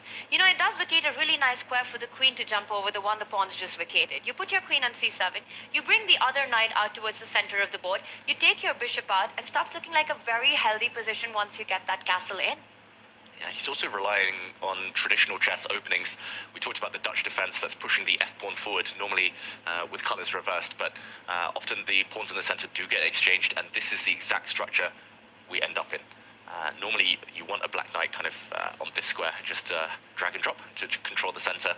It's a very well-known structure, so he's relying on that. It's just a question of whether Magnus can strike before Black gets time to clear the back rank and run away with the king. I agree with Tanya. If Black can get his king that side of the board, very happy. And I like what Levon's doing as well. He's saying, you can get up, so can I, buddy. Not taking that psychological stress that you are trying to put on right now. That's exactly right. He always wins when he visits the confessional booth, Levon Aronian. He normally does it early, gets it out of the way. Maybe he just releases some of the nervous energy from his body, chats to us, and then he goes back. He never joins us again. It's always once, but it's a winning recipe. Well, you're voicing my thoughts and hopes, though, is that that is where he went. And if he does, don't worry, we'll get you all of his insights. But he could just be taking a stroll of his own around the playing hall. Because it's so important right now to just keep calm. Keep calm. And play, carry on. And carry on. And keep doing what he's been doing so far, because it's worked to perfection. But nerves are the biggest factor right now. Biggest factor at play right now when you're playing against this guy and you need only a draw. Magnus is looking for moves. The most natural would be to bring one of the knights out. You could choose either of those. He, okay, just as I say it, does attack this pawn. I don't think that pawn wants to continue advancing where it has no support. That would also allow the white knight to leap into the center, continuing to attack it. So I think Tanya's move is almost forced just to use the queen to defend. It just feels like the square you want your queen on anyway, clearing up the back rank as well. Queen c7. Can't push the b pawn, the bishop's lined up against the rook, so that's out of the question. I completely agree with you. The c push does not fare well. Just feels like you're overextending. And Levon, at the end of it, wants to keep it under control for as long as he can. Yes, he loves the chaos. Yes, he'll take the opportunity if he gets it. But if he isn't pushed to it, Magnus is the one who needs to make a push in this game. So let Magnus bring the fight. All right, let Magnus bring the fight. Right, let Levon bring the confessionals as he finds his way back to the chair. We'll come back to see what move he'll make, but first, we'll see what insights he has about this second game of the day. The position feels kind of solid. A lot depends if White manages to put the pressure on the c5 pawn quickly. Otherwise, my plan is very simple. Knight d6, queen c7, just bishop anywhere. Let's say f5 and castle. Once I'm castled, I mean, structurally, it looks like White will spend too much time to develop his pieces before there's anything. So, yeah, I kind of think this should be fine for Black.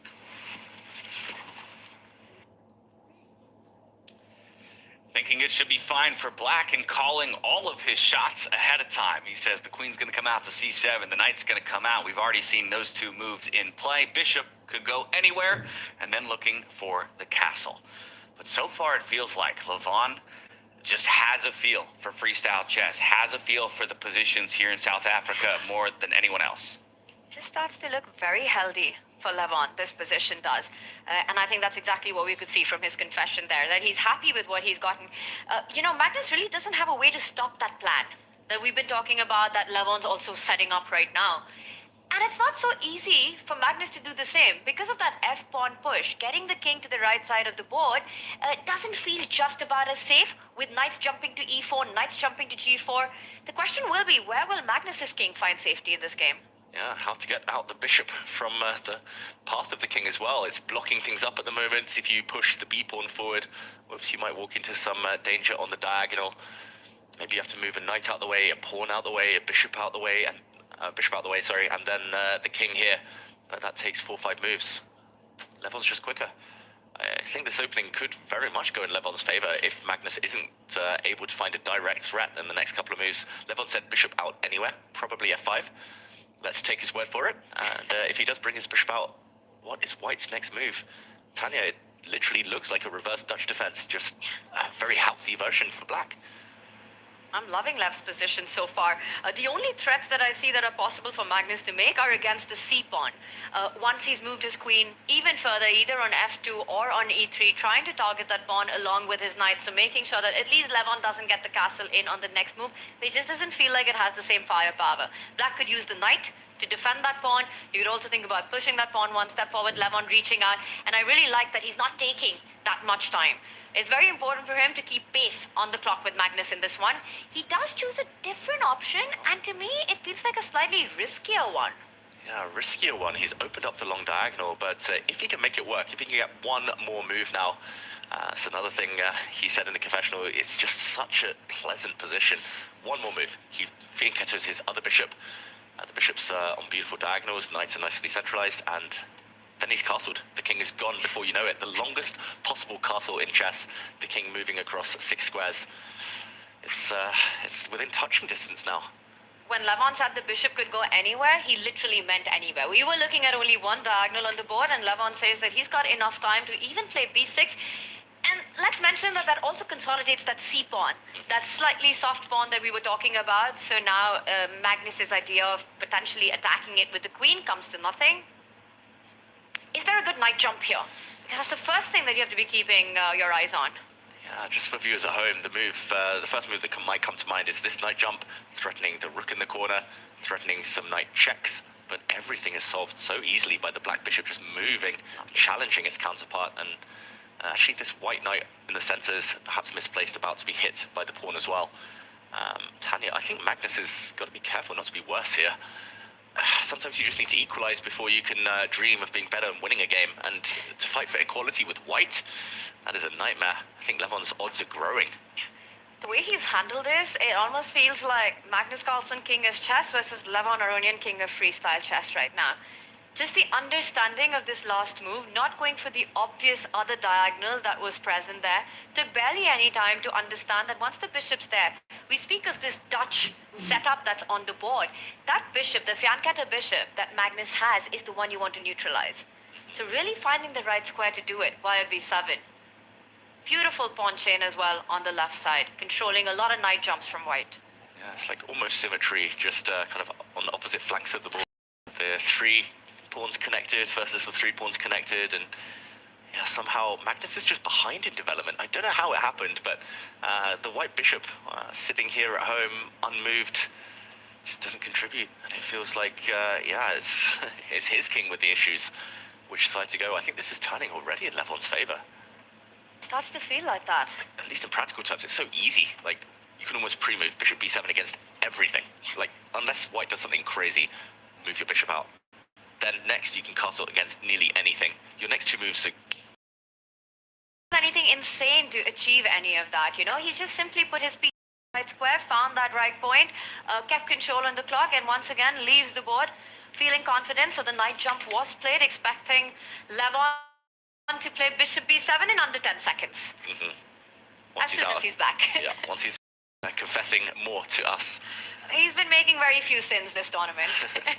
Exactly. But he's still got time to clear that conscience, cleanse his mind, and once he returns to the board, yeah, I think 5 seconds, bishop to b7. All right, let's wait while that happens. Takes into account the move. Only way to actually stop that threat. You do, I mean, you could make an argument for the C pawn with a flex lean back there. I just struggle to see how Magnus is getting his own dark square bishop out. Like, I think he wants to play, put the bishop on the long diagonal to challenge, but apart from the fact it's going to be almost symmetrical, just again opposite face. Black is castled. Before you know it, Black has got a knight out. Black has got rooks in the center. Black is playing for the advantage. Magnus is trading off pieces here. This is a very mysterious play from the world number one. He's allowing Black's queen now onto the long diagonal voluntarily, and now he's offering Levon the chance to castle. I think it's almost a given that he gets to this side of the board, Tanya. This is all the flank he was destined to sit on. Do you think that there's some hope in that? The fact you might even Magnus decide that he keeps his king on the right, on the left flank even, but these opposite sides, and then Magnus hoping that there would be a potential attack, a race to each other's king with maybe, and he does it, there it is, the longest castle possible, slides the king all the way across, Magnus continuing with development. Are you expecting Magnus to go right side as well, or will he try to make an attack, to make a case for a race against each other's king? I think Magnus would love to keep the king where it is and just go push, push, push and start going towards the black king pawn storm, but I don't know, it just feels like Black is a bit quicker. Black can already start, as Levon does, he beats me to it, start bringing his rook across. Now b5, c4, the white king is a sitting duck. I think Magnus has to go the long way as well, castle all the way over, and just looks very, very level. Beginning to feel echoes, though, ripples from the first game to the second, to more comfortable, physical, Levon Aronian right here, where Magnus now a little bit more glued in, perhaps a bit more uncomfortable, this far developed into the game. Yeah, I think Magnus, the big mistake was spending that 10 plus minutes on his second move in the first game. Kind of self-destructing, losing a pawn, going to a position that wasn't his type. On paper, this is Magnus's type of position, but that doesn't mean it's an advantage. That doesn't mean it's enough to win. It's barely enough to create anything here. Black is just ahead in development. How did that happen? White starts first, but Levon is it's just somehow outmaneuvered Magnus already.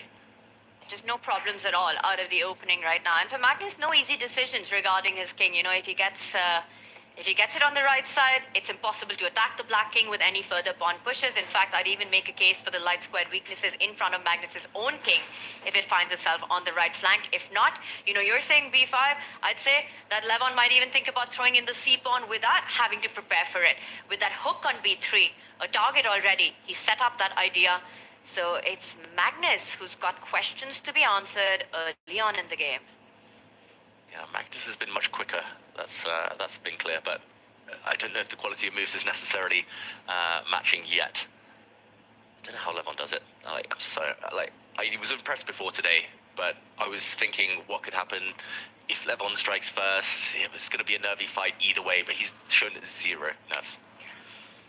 And that's been impressive to watch by Levon throughout the event, whether it was round robins, whether it was the knockouts. Just never seen him anything but cool, calm, collected Levon. Cold as ice. Ice running through the veins, if you will. Oh, Levon iced tea. C4 in the if Magnus stops that himself, though, if he wants to push a pawn forward, then he leaves behind holes that the black knight could easily jump into a bit later. That also feels strategically so risky.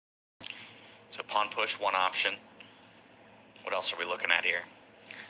I mean, Magnus, he could castle his king across, but I think Tanya might be right. Maybe Levon doesn't even need to prepare anything. Just boom, blow open the center, and that's going to favor the black pieces, which are already poised. It's one piece that can be improved, and Levon is just ready for all action that could happen. Exactly. And the point is, if you stop that c-pawn from moving forward by pushing your own c-pawn two steps ahead, you're looking at different breaks in the position. With your king stuck on that side, it's going to be the b-pawn that does the job for Levon now, for opening up the lines to infiltrate. Tough. Very tough. This is probably a good moment for Magnus to stop and think for 5-6 minutes, come up with a long-term plan, and make sure he doesn't kind of lose the thread in the short term. But that would mean big and on the back foot. And good on Levon for putting him in this position, right? He said the clock worked to my advantage the first time around, so let me start asking questions of my opponent. I think flip from 70-30. This is now a 75-25. For Magnus Carlsen, and it appears the same thing is taking place right now. The more he thinks, the more he dislikes the position. Yeah, especially the fact this is a longer game now. If this was Blitz, you can probably forget the objectivity about it. You just play quick moves, throw some pawns towards the Black King, and you hope, and it becomes random. But Levon, with 23 minutes in the bank, this is not going to become random at all. And it almost seems like Magnus is looking at all these options that we're thinking about and not liking any of it. He's not feeling this position. He knows that a draw isn't good enough. He has to find a way to keep the imbalances, keep his chances. The one way to do that would be to strike on the right side of the board, but it's his king that'll be under fire before Levon's. I'm really surprised he traded off those light square bishops so quickly on Black's terms as well, letting Black put the queen on this lovely diagonal. I'm really surprised Magnus as well didn't use his other knight. This knight is just a target. This is just inviting a pawn storm, giving Black an obvious plan. And David, you know Magnus best. Is it fair to say that despite winning the overall tour, bagging that bonus extra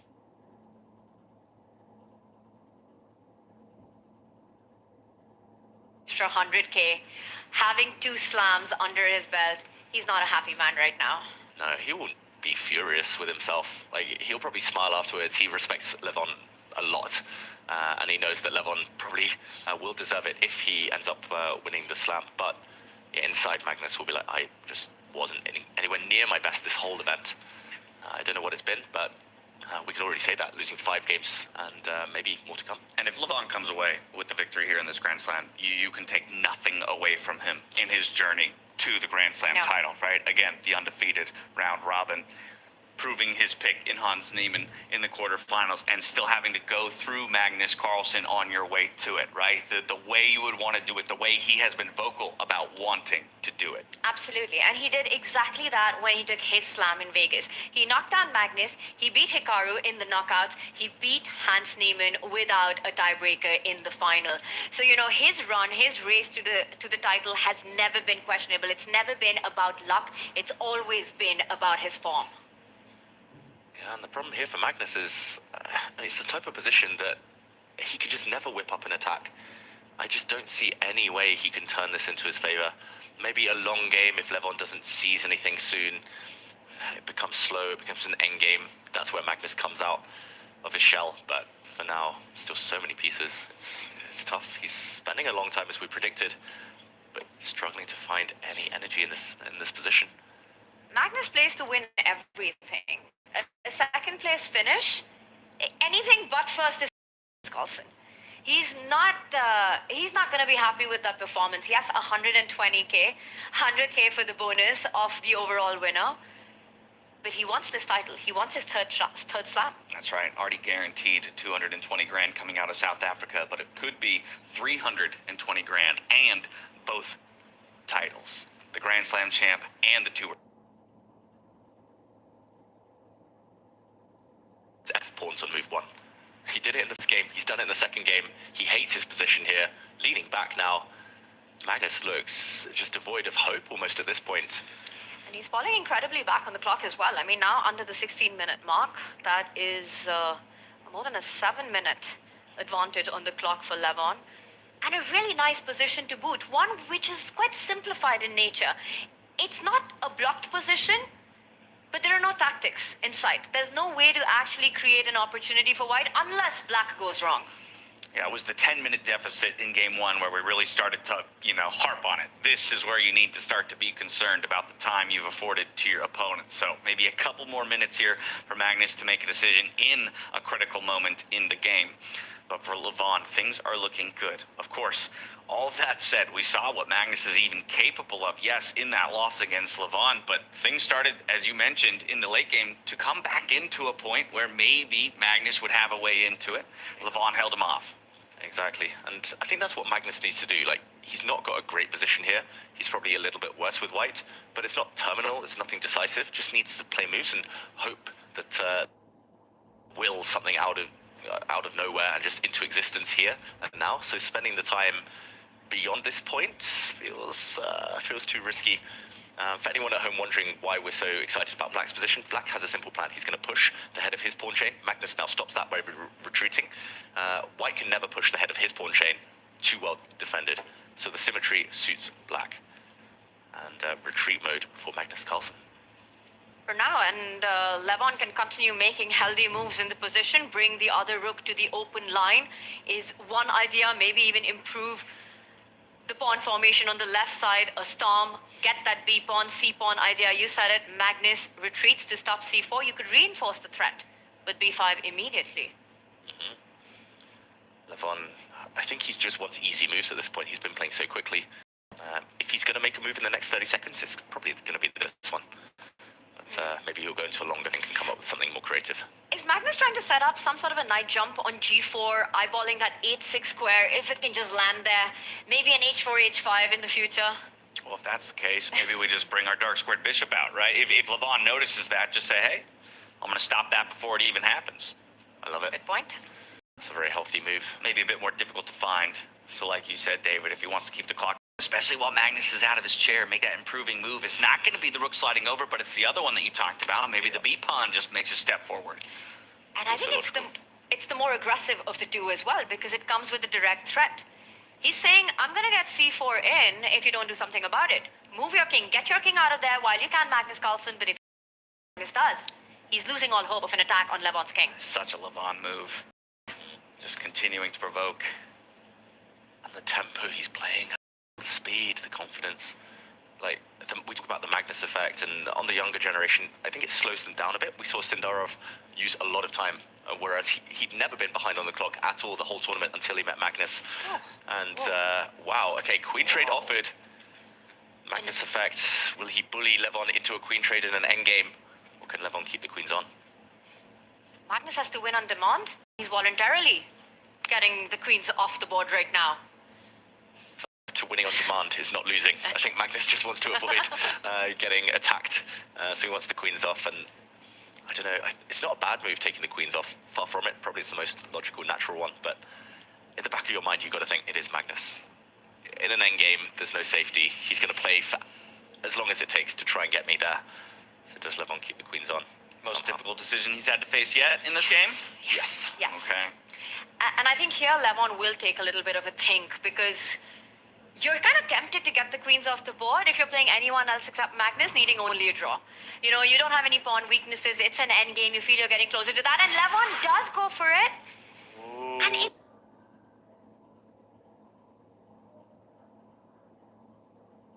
Go to him.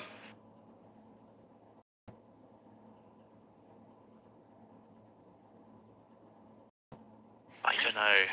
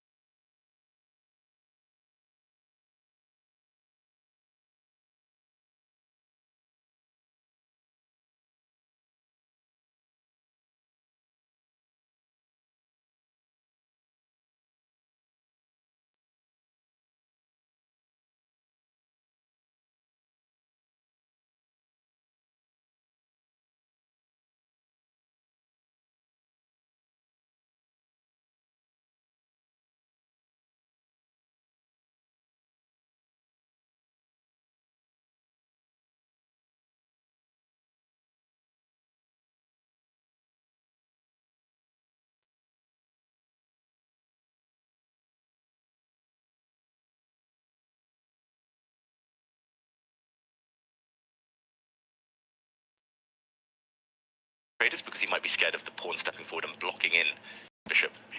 He might even reinforce that threat with b4 and then get a c-pawn moving forward so that you can really clamp down on the entire left flank.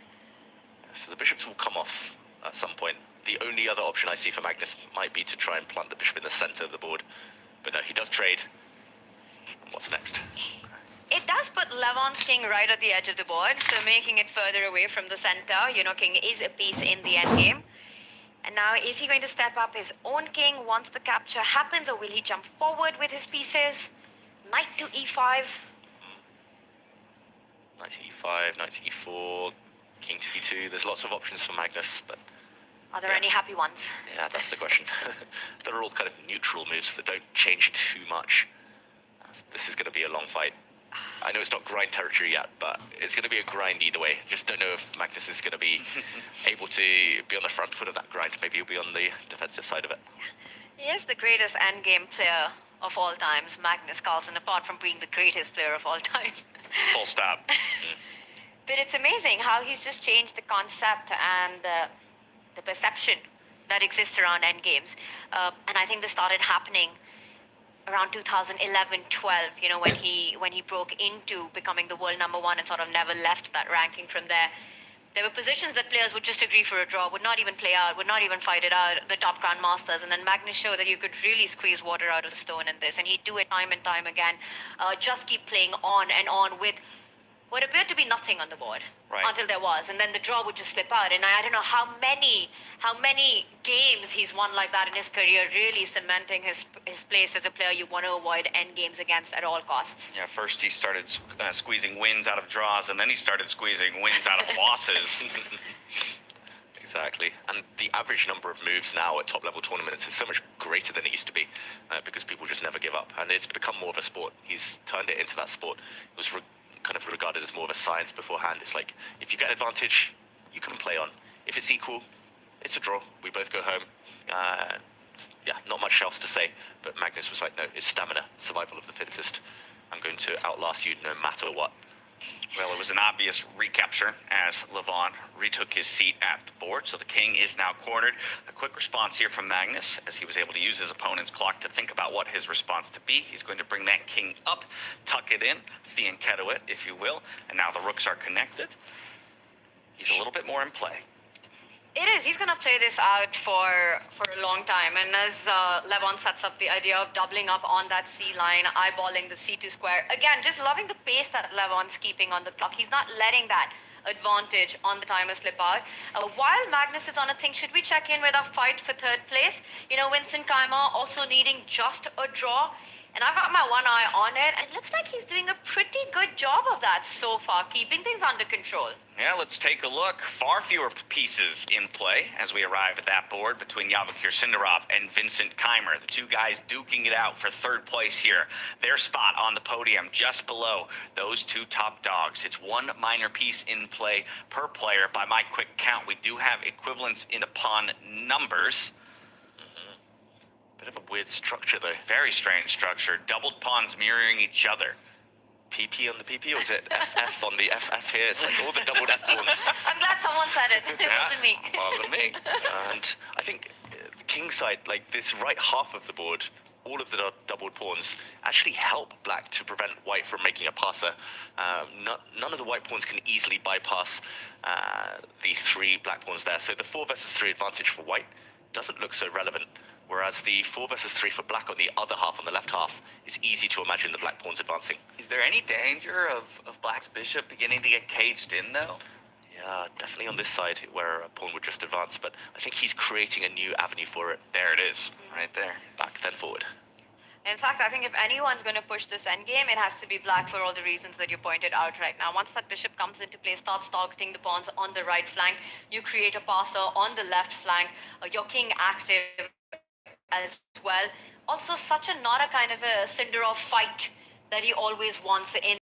He wants those tactical middle games. He wants to be the aggressor. Vincent Keimer, a very fundamentally principled player. He's very happy with what he's gotten. In a game, he needs only a draw. It's always interesting, the storylines as well. And the previous game between these two, Vincent won. It was bishop versus knight endgame. Now he's got a bishop versus knight endgame. Pawns on both sides of the board.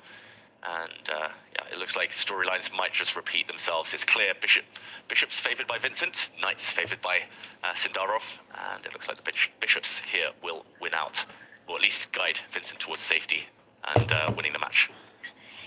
It's fascinating how we've got these two battles for the podium finish. You know, at the very top, we've got the battle between, well, the two stalwarts, the old gods, so to say, Magnus versus Levon, and this one, a fight between two forefronters of the new wave of chess, the golden generation here, the German number one, you know, the Uzbeki superstar now, Javokir Sindarov, the youngest ever World Cup winner. What a year he's had, and what a year Vincent Keimer has had, climbing up the rankings, now currently number 4. A great performance throughout the Grand Slam as well. Yeah, both of them in their chess careers in general, but particularly on the freestyle stage, two of our top performers in that younger generation. And we should mention, like, Tanya, you said German number 1. Now there's a huge German kind of surge. There's so many grandmasters. There's Bluebaum in the candidates. There's Donchenko nearly made it there. There's the Svana brothers.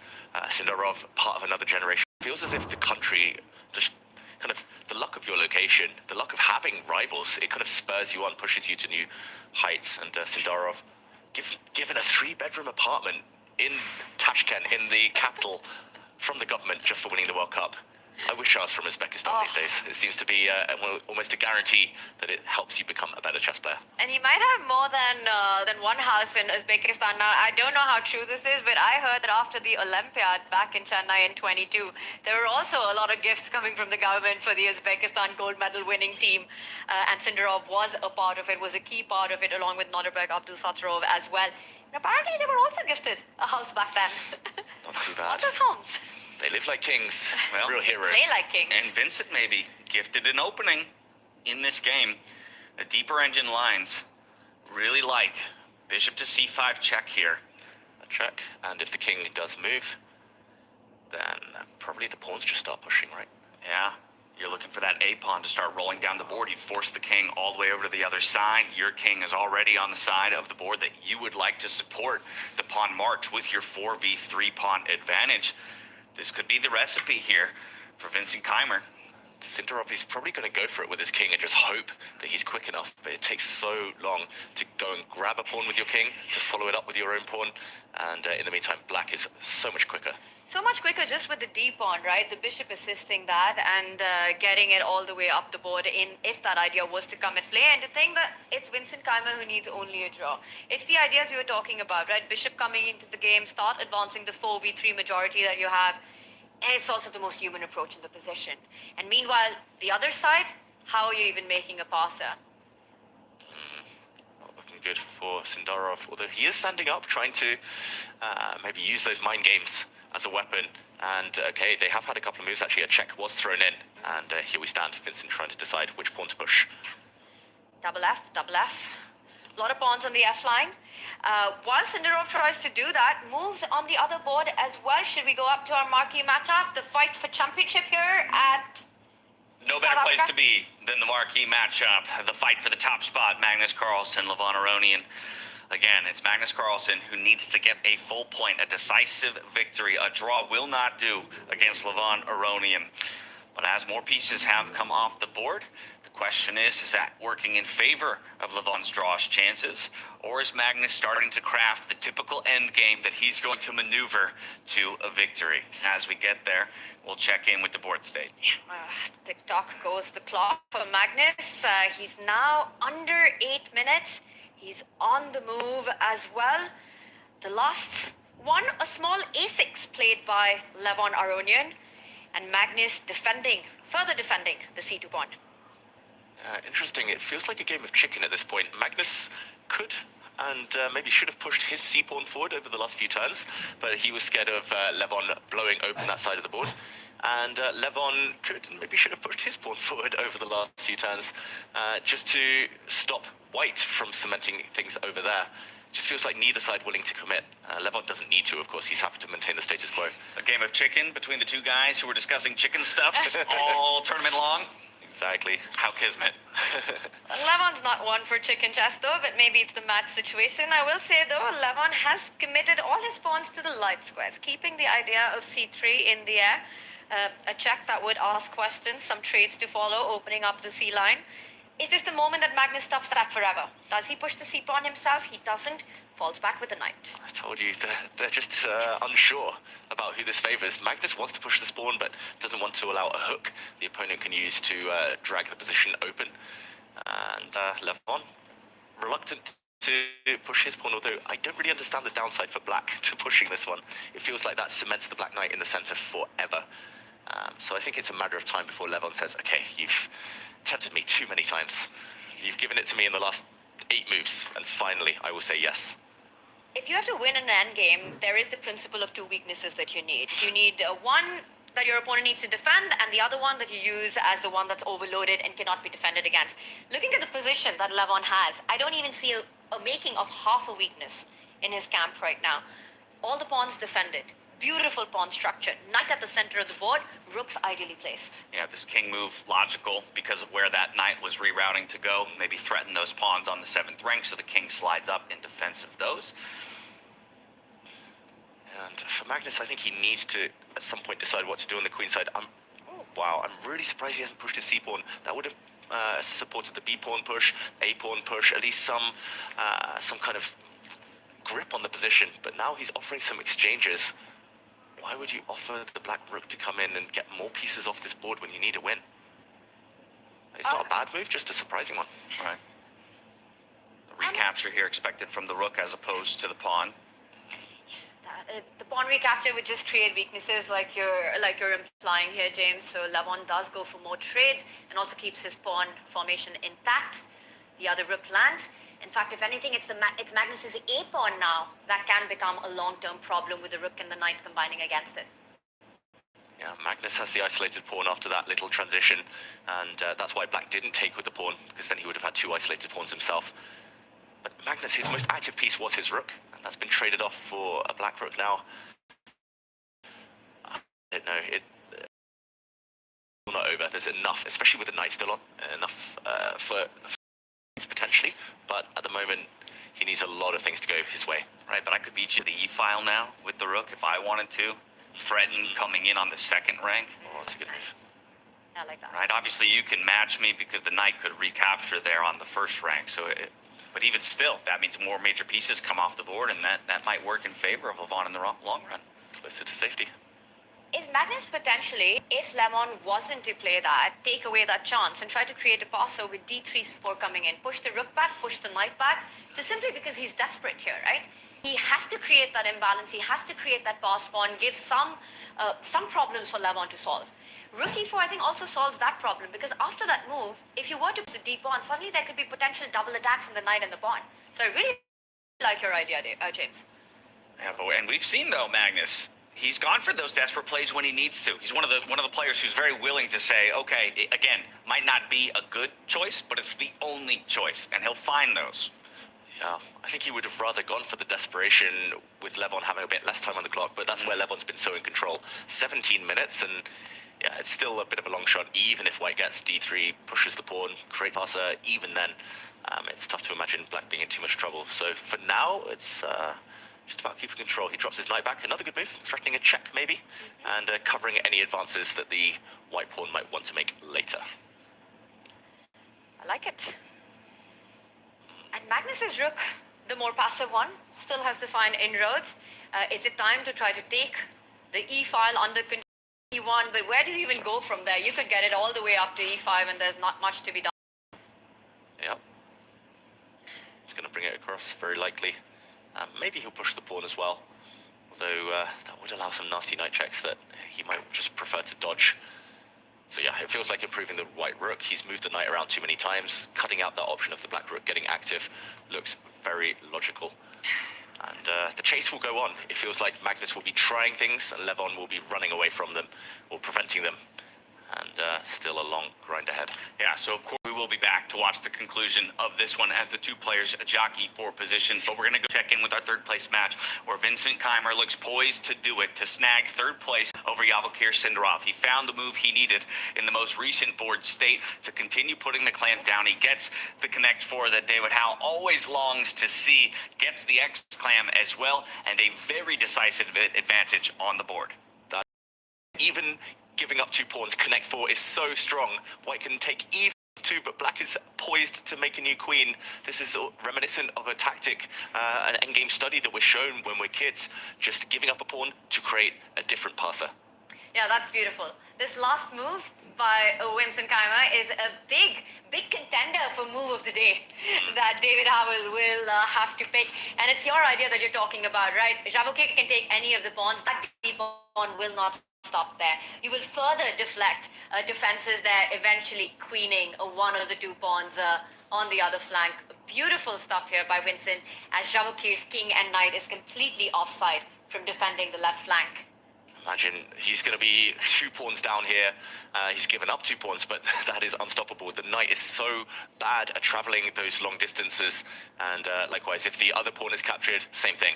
D3 and B3 is going to be this pawn. This is the square the white can never control. The king is too far away as well. And yeah, it's just inevitable now. This is almost a pre-move at this point for Vincent Keimer. This is amazing. I mean, to clinch 3rd place in this lineup, Vincent Keimer, the way he did it, 80K, 80 grand to boot here. And to do it with D4, with this kind of an endgame, I think this is masterful to watch. And this is the kind of chess Vincent really shines and thrives in. You know, when things are under control, beautiful technique, executed to perfection, plays with all his pieces, all these fundamental ideas and principles passed down by Peter Lecco at their best. Yeah, all while recapturing the brilliance that he put on display in the very first Grand Slam of the year, where he took the top spot. Yeah, he's been consistent too. Other than Las Vegas, where he wasn't quite at his best. I mean, Weissenhaus 1st, Paris 4th. Here it's going to be 3rd, most likely. It's still fantastic results for Vincent, showing his mastery of this format. And yeah, it's that connect four. It's the bishop versus knight that he's piloted twice now in a row against Sindarov. Yeah, this is just game over, pretty much. And David, I'm just wondering if Sindarov tries to get either the king and the knight closer to that left flank, trying to at least fight against D3, I don't even think that works. I think you still sacrifice a pawn, and you're powerful enough with your A pawn to win the game. Yeah, I think this is decisive here. If it takes, I'm wondering which way to take. Do you capture? A3? Yeah, probably run as far away as you can. The white knight can get back, but the bishop will just step forward and say, probably take a timeout first. Don't want to drop the bishop with a check. Almost. I was about to play this just for everyone at home. Whoops. This would come with a nasty surprise. The white knight drops back, but the king moves first. And next move, the bishop comes in, inevitable. Beautiful. And the white knight will be lost to this pawn. Amazing. Yeah, but showing that anything can happen on the freestyle stage, and even in an all-important matchup, Vincent Keimer even willing to jump into the confessional to share his thoughts. Let's go to him as he seems poised to take 3rd. What I'm about to say could end up being very embarrassing, but I think this pawn break will just work. You know, it's the kind of break you see in some endgame books for pawn endgames, and I think I can use that here. The knight is too far away, so if I calculate everything correctly now, there's not even a way for him to make a clean draw, and I only need a draw, so I'm very happy right now and just hoping that I didn't blunder anything, and then it will hopefully I will take 3rd place. Well, there you have it, kids. If you want to be a top-level pro, don't forget to read your endgame pawn, your pawn endgame books, because that's what has brought Vincent Keimer to this very moment. No, Vincent Keimer will not sound stupid at all at the end of all of this. I think everything on point, the analysis that David, you just showed, echoing Vincent's confession there, that he thinks he's got this in the bag because of that D3 critical break that's just going to tear apart White's defenses on the left side.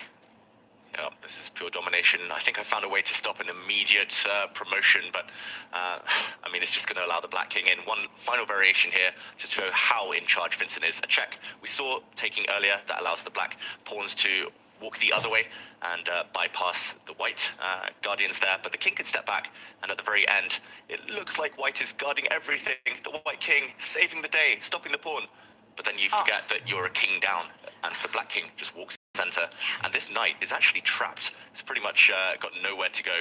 The king's going to control it, the bishop's going to come in, and all the pawns on the other side will just be lost. Wow. Domination. Pure domination on the board. You can see it in Sindarov's kind of paralysis here. He has the same recognition. He read the same endgame books. Dvoretsky's manual. Yeah, it's amazing. And Sindarov struggling here to find a way to even keep the game going. I won't be surprised if he just decides to end it here and now. It's just impossible to fight this threat. Might play on for another couple of moves, but one way or the other, either the king marching up, gobbling up all the pawns on that right flank, or a queen appearing for Vincent Keimer. This is going to be Vincent Keimer's match, and a podium finish for him. All right, well, again, expecting the victory here, and of course, Sindarov still 10 minutes to give a think and to maybe reason a way out of this one. We'd be remiss not to go back to our top table, where a number of moves have been made. We're still in equality, but as we get there, you can see a number of the pieces have been shuffled. That white rook has found its way to the E file, a slightly more active position for it. The black knight has now jumped in. There's a bit of rerouting happening. David, maybe we walk it back. Let's take a look at what happened. Let's do a quick action replay of the last 5 moves since we were here. We left it with the Black Knight transporting itself back, and here Magnus did indeed take away the E-file, more importantly from the Black Rook than anything. The Black King improved itself. Magnus's knight stepped forward, the Rook retreated, bit of a dance with the kings, the pawns, and the White Knight kicked back. And when it retreated, Black leapt forward, big threat on the board, and we just saw Magnus push that attacked pawn forward, a knight check, and now he's just shuffled his king to the side. If the knight checks continue, then Magnus's king might be tempted to walk even further up the board. You've got to be a bit careful, but watch out for the white king to start making a real journey forward later. He wants to create a pass pawn in the meantime, a capture. Magnus will take back with his pawn, and although it's blockaded, at least the first hint of activity. A pass pawn is like gold dust in these endgames. And I hear you about the activity, and Magnus is definitely trying for that, but it looks like on the D line, after the trade that you're pointing out, it's Black's rook that might get to that active spot before Magnus is able to put any pressure on any of the pawns or the pieces. You take, and he does give a check. Magnus will not repeat. Drawing is as good as resigning in this position. That king not going back to B3, you said up the board, David? I don't know, I'm a bit scared of the knight coming in and behind. You've got to do some calculation. It's beyond my pay grade. 5 minutes though for Magnus. He could retreat and then go back, but that gives a bit of ground. And also makes the C-pawn look even weaker with no king defending it. Difficult here for Magnus to find his safe square. Yeah, getting it on the D line only invites further checks by the rook. Magnus Carlsen has to win. But there's not even an iota of an advantage of where you can fight for in this position so far. Levon keeping everything under control. Yeah, none whatsoever. It's got to be a king move here. So the question again is to B4. He decides just to go back. Levon will give a check instantly. Easy repetition for Levon. And he comes back. Okay. Yeah, Magnus will never agree to a draw here while there's still at least a few pieces left. And yeah, the king isn't as well placed, but at least there's no immediate draw, no immediate checks. And yes, the white pawn is weak, but for now, not easy to get at it. White would love to use his rook maybe on an open file later. Still enough life left here. I've seen Magnus win far worse endgames than this one. I'm trying to force matters here if you're black, right? So the idea of taking on c4 and then getting the knight exactly back where it was, opening up the file of the rook against that pawn on c4, is there a better way to defend it than with your king and a potential repetition at that point? Good question. Maybe with the rook. Yeah, maybe with the rook. Just put that on the board while Levon thinks. And just Tanya's idea here is to bring the knight back. Attacking this pawn, maybe with the knight, but that's very, very passive. And if the king moves forward again, the knight continues checking, continues dancing, and not easy at all.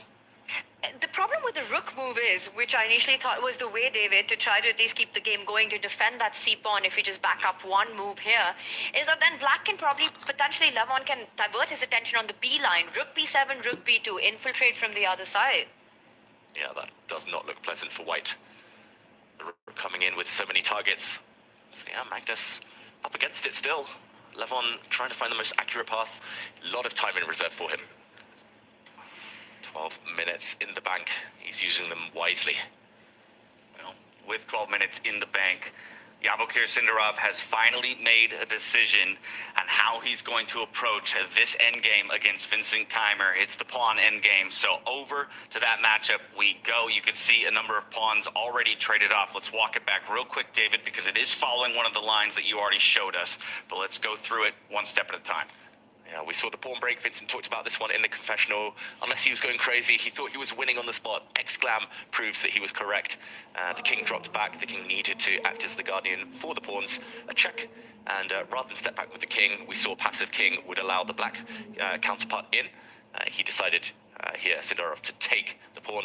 A capture, and now the only decision for Vincent, very pleasant choice, is whether to push the A pawn, promote on a dark square, and it's further away, so I think that's going to be the choice. Probably taking here as well, equally strong. But yeah, this one, either way, it feels like whichever pawn he decides to push, he's going to win this endgame. Yeah, both great options for him, both winning options. Pawn to A3, though, substantially stronger. Substantially more natural, I would say, as well. It's kind of the first thing you learn about knights is that they struggled against the A and the H pawns because they could only stop them from one side of the board. So the further away, the better.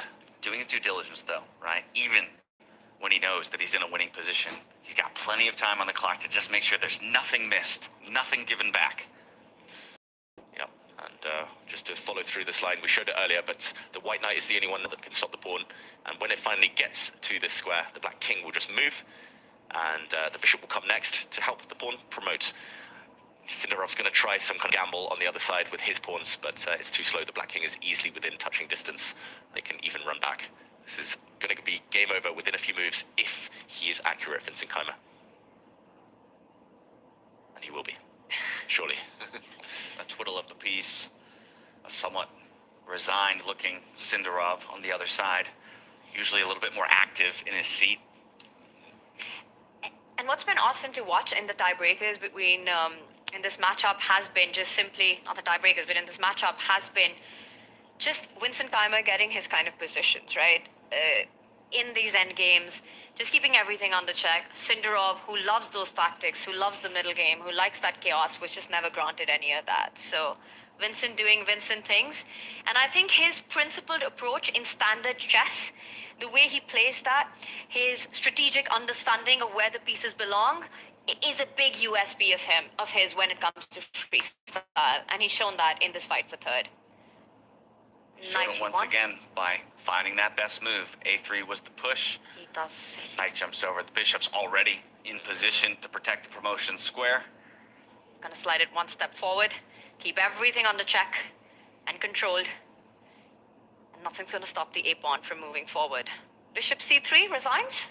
Yeah. Yeah, hard to make an argument for not resigning at this point. Maybe the white king can try walking forward and push some pawns, but it's hopeless. You're playing without a knight already, without even having the chance to sacrifice it for this pawn yet.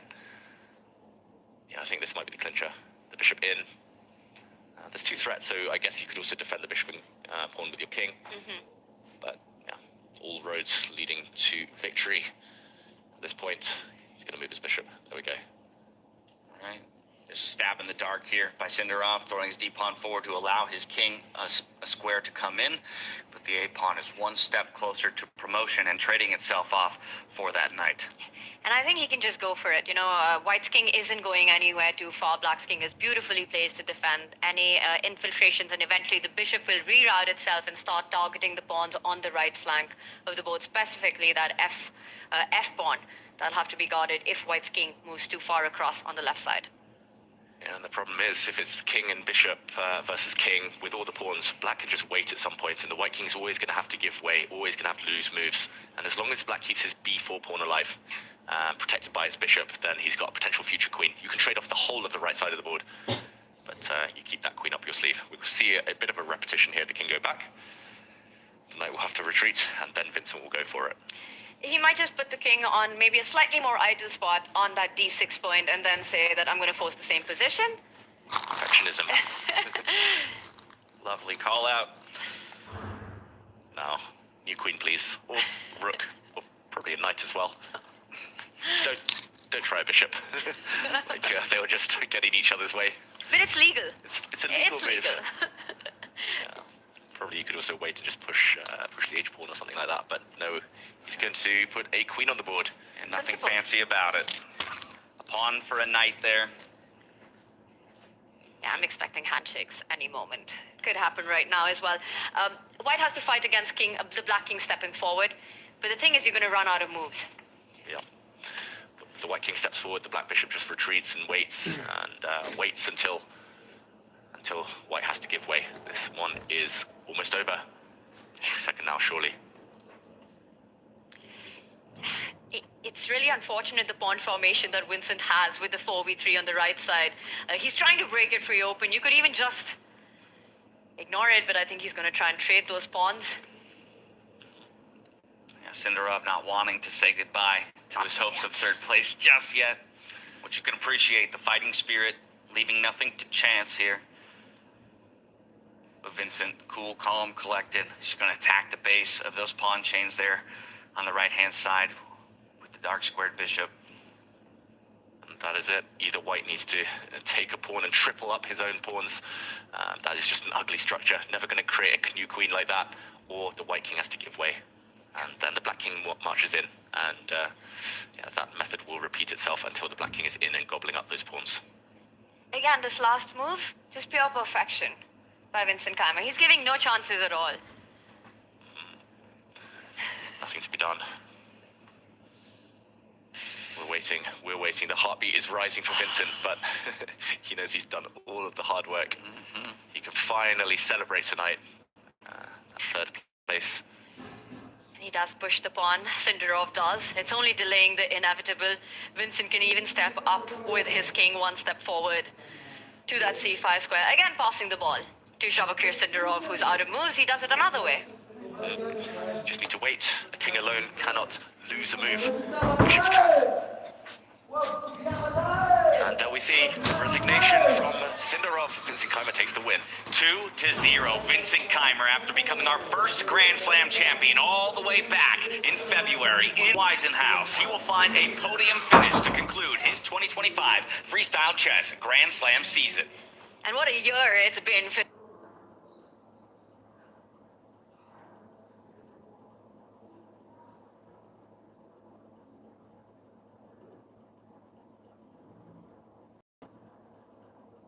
the German Grandmaster. Just impressive.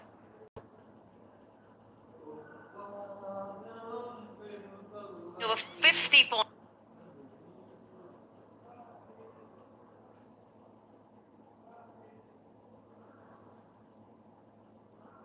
Ratings climbed up to world number 4. Currently a true breakout year for him, and he finishes it off in style. 80,000 in the remaining Levon Aronian, having Magnus Carlsen back against the rope. 2 minutes to his name right now in an endgame, but still plenty of pieces on the board. It's a knight and a rook, and it's 5 pawns apiece.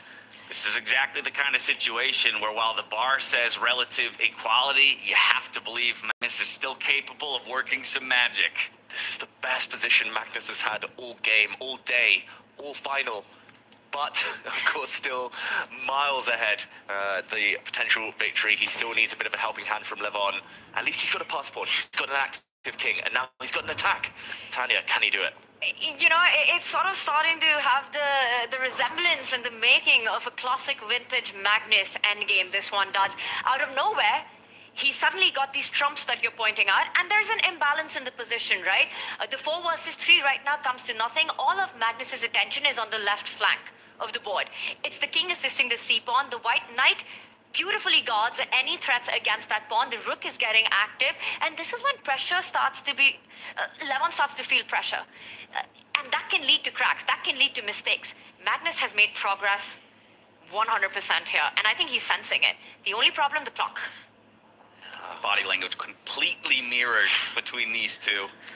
And so different. Magnus leaned back hopelessly at the start of the game, you know, not getting anything. Trades the queens and kind of just resets himself, resigns himself to this thing that, okay, this is going to be an endgame. I need to grind this down.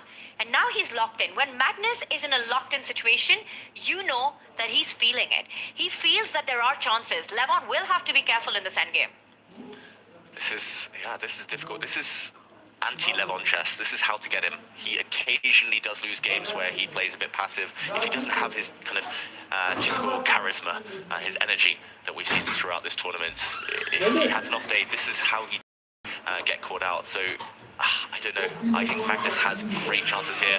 The Black Rook is now really passive, and Magnus steps forward, kicking away the knight. The white knight now is free. This one is turning in Magnus's favor. How many times have we said that before? Oh my goodness. Yeah, you start feeling it. You've got to be feeling the tension here. Magnus, completely different Magnus from what we had 10 minutes ago.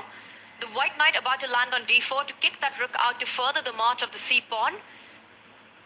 More than us, I mean everyone, the fans, Levon's got to be feeling this shift in energy in the playing arena right now.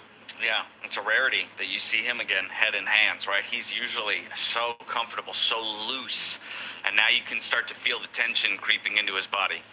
When he took those queens off the board, this is exactly what Magnus envisaged. He was like, okay, it's going to be a long game. Probably I have no objective advantage for the next 20, 30 moves. But eventually I'll get a chance. Eventually I'll scare you into going passive. I'm going to get an active king. I'm going to get pass pawn. And good luck defending. That was essentially the narrative. That's the question Magnus asked. And Levon said, okay, I'll take the queens off. I'll draw it anyway. But you have to put your money where your mouth is. And he finds a good square for his knight, gaining time on the white rook. He's going to go back around. I think that's the important thing. The black knight needs an outpost. It's thirsting for one. But still, the big questions are ahead. As you can see within the gallery, every angle of this game being covered. Magnus trying to play on every angle of the board. You know, he wants to get his knight from the right side towards the center. The king and rook beautifully combining to put pressure. Levon's arguing that I've created a fortress. With my rook and my pawn, your king can't go anywhere forward. My knight will do the counter offense once it reroutes itself. Magnus is far away from any tangible advantage here, but he's definitely got something to play for here. That c5 pawn, the white knight looking for inroads. Anyone else, we would say, oh, it's just level. But Magnus, we're like, oh, it's somewhere between clearly better and much better. That's the type of position. But he does have under 1 minute now. Yes. So that could trip up Magnus. You need to be razor sharp. You need to be so accurate in order to win these types of positions. And as the clock ticks down, Levon's still with a bank of 9 minutes. Not going to be easy. Levon's been so smart with his clock management. The thing is that Magnus, with little time on the clock, there's a huge chance those inaccuracies will happen, and Levon will have enough time to cash in on those. But he'd have to be super alert. Yeah, it's the type of position. If Magnus makes one small inaccuracy, Levon might be able to force.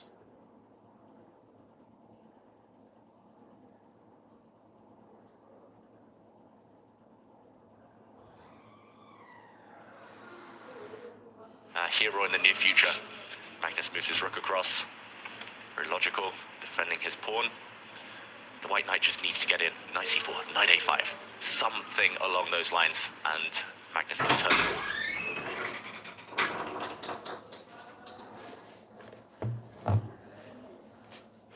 The one thing that I think Levon has to avoid is a creation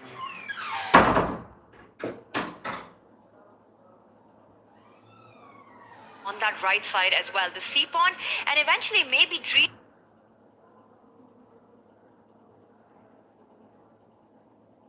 e5, and then to put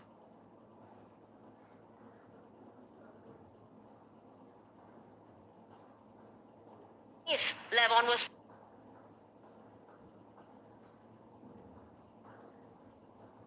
so the kind of endgames, if you're Levon Aronian, you really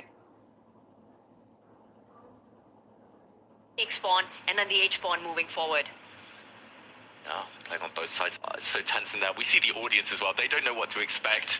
They don't know which way it's going. They know it's a typical Magnus position, but the stakes are higher than ever, and the clock is lower than ever for Magnus. He's squeezed with less than what he has on the board right now against Levon. And this is definitely something to play for. And it's amazing how you can look at him and you just know how much the position has shifted. Yeah, that body language, as you said, James, for Levon now, so locked in because he knows that the next few moves are crucial. Yeah, it's like mirrored physicalities, but one gives you a slight sense of despair, and the other one gives you a slight sense of hope. Yeah, it's like the hunter. He smells a bit of blood. The other one is being chased. Oh, is he going to be resistant, though, to this squeeze, the Magnus press? The wound isn't big enough for a lot of blood dropping just yet. That feels pretty committal. Takes a decision. Be careful. Magnus might take the pawn now. And there we go. There's a game. Find some targets. Get that piece on the d5 square. He goes the other way, hits the rook, inviting Magnus, but rook h3, does he want to go for knight jumping onto e2, putting pressure on f4? Is that the idea?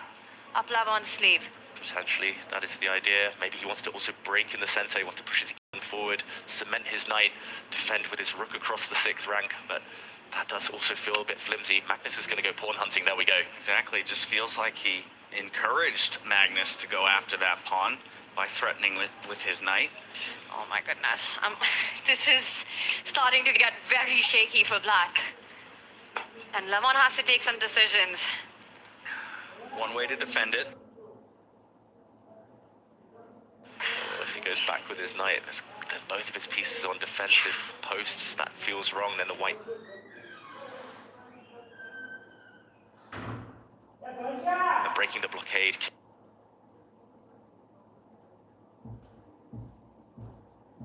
He has to go active, I think. So instead we counterattack. Which pawn are we targeting? Can only really To go on the counter offense. And hopefully laterally the black rook will defend both pawns if there's a trade at the center of the board. Getting pawns off the board here. I think the end goal for Levon Aronian is to get a rook, if he's a very straightforward draw at this level.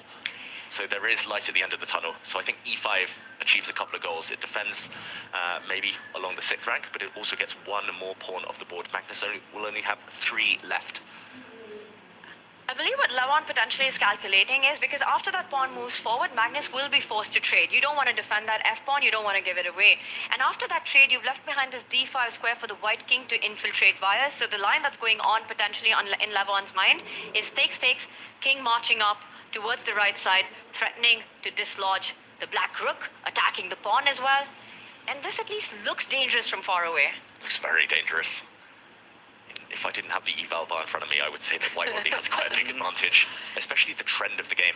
The psychology, I mean, where it was, he does play this move e5, but where it was half an hour ago compared to where it is now, it looked like 0 danger for black. Now, big danger as Magnus needs to move quick. Yeah, almost immediately recaptured. He's got very little time on the clock, so Magnus under 30 seconds has to make quick decisions. Pawn takes pawn has to be the move here. You just saw him check in with his clock. Now down to 20 seconds, makes a move back up to 35. He decides to snap that pawn off. That does mean there is queen, but just as you said, Tanya, he's going to use this opportunity to bring his king towards the center, maybe dislodge that rook. It's a very clear path in, and then the white knight has up the board. Levon rook activity on the 2nd rank. To munch pawns. White's king is moving in, white's knight is moving in. The white rook is going to get up to start checking the black king. It's an active king against a passive king. Checkmating ideas in the air. Oh my goodness. Oh, this is Magnus 101. This is where he thrives. The king has entered. The last 20 moves, it almost feels like Magnus has outclassed Levon in this endgame. Yeah, there would only be one square for the king to defend, but it could easily get kicked away by the knight soon after. So instead, if you want to defend this, you have to give up one of your pawns on that 6th rank. Instead, he's going to drop his knight back. Good move. Threatening a knight fork, and Magnus is saying, do you dare trade? Rook trade offered. Wow, that is brave. He's saying he has enough pawns left to win this.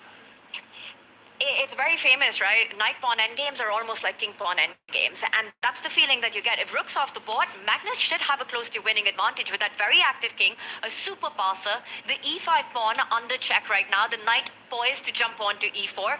Rook takes rook could be a losing move here. Rook takes rook looks really bad. Yeah. Like, maybe if one extra set of pawns were off the board and you could just focus on one half, but while pawns are split so far across the board, knights cannot fight, especially because Levon will end up a pawn down there. So if not that, then what? If he moves his rook across, the white knight is coming with gain of time. One might have to give up a pawn to hold this position. This is so difficult now. And the thing is, we've got the bar telling us things are still under check for Levon. It's still in the balance, but he's got to be having the feeling that things have completely gone out of control for him. Yeah. Spiraling, it feels like this game. Yeah. I think both players in their mind know that white is clearly, or they assume that white is clearly better. We see the eval bar in the center. That's because black probably has a really narrow path of maybe half a dozen or more accurate moves in a row just to hold in the short term.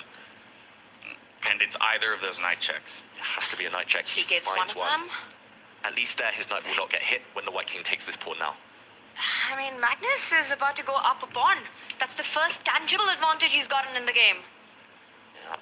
This is great defense, though, from Levon. He finds the best way forward. He's getting his rook active. That is the key. You cannot defend passively. The black knight and black king are passive, so he needs one active piece at least to compensate. That's very brave as well, because the white rook is also ready to jump into the 7th rank, giving checks of his own. Magnus Carlsen up a pawn. Will it be enough? He goes to the other side of the board. Okay. Looks like he wanted to go towards his pawn, but there might have been some nasty knight checks in the air. This square at least helps the king cover the knight jump in the near future. Levon, how does he justify the fact he's a pawn down now? Feels like it's got to be what you said. Get that rook in Yeah. to the 2nd rank. Hit both knight and the h-pawn at the same time. Instead, he's going to slide over for another check. And maybe another one as well, asking a question again, which side do you want to go with your king? But another check now, at least white would be able to guard the 2nd rank. There'll be no infiltration, so is it now or never with the black rook? He does Decides it is. Takes... Oh, that's what's on the line right there. $200,000 and the title of freestyle chess champion in South Africa. Magnus about to do Magnus things in this endgame is the feeling that we're getting right now. The rook comes in, attacks the knight and the pawn, but Magnus...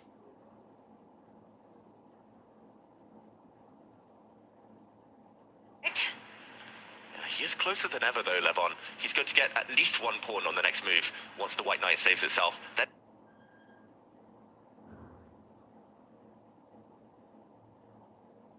pawn on the other side of the board, and then it's just a question of whether he can sacrifice his knight for white's remaining pawn, the powerful c pawn. If he can't sacrifice it, get all of white's pawns off the board, he's going to draw. My heart's beating out of my chest. I can only imagine what these two players are thinking and feeling in this moment. Especially Magnus down to 20 seconds. That's right. And Levon knowing that it's just so close. Magnus has to make a move. Now under 15 seconds for him. Time always a factor. He wants to jump in with a knight, but where does he go? He gives a check instead? He wants to buy himself some time. Ooh, big question for Levon, though. Can he improve his king, or does he just have to repeat the position? Can he go towards the white pawn in the near future? That feels a bit scary, because you'll also be walking closer to the white knight. I think. Yeah, for Levon, the best part is that he's got time on the clock for these difficult decisions, these difficult questions that Magnus is posing on him right now. Levon has time to navigate these decisions. With everything on the line, the pressure, the nerves of the title being so close for Levon, playing against Magnus.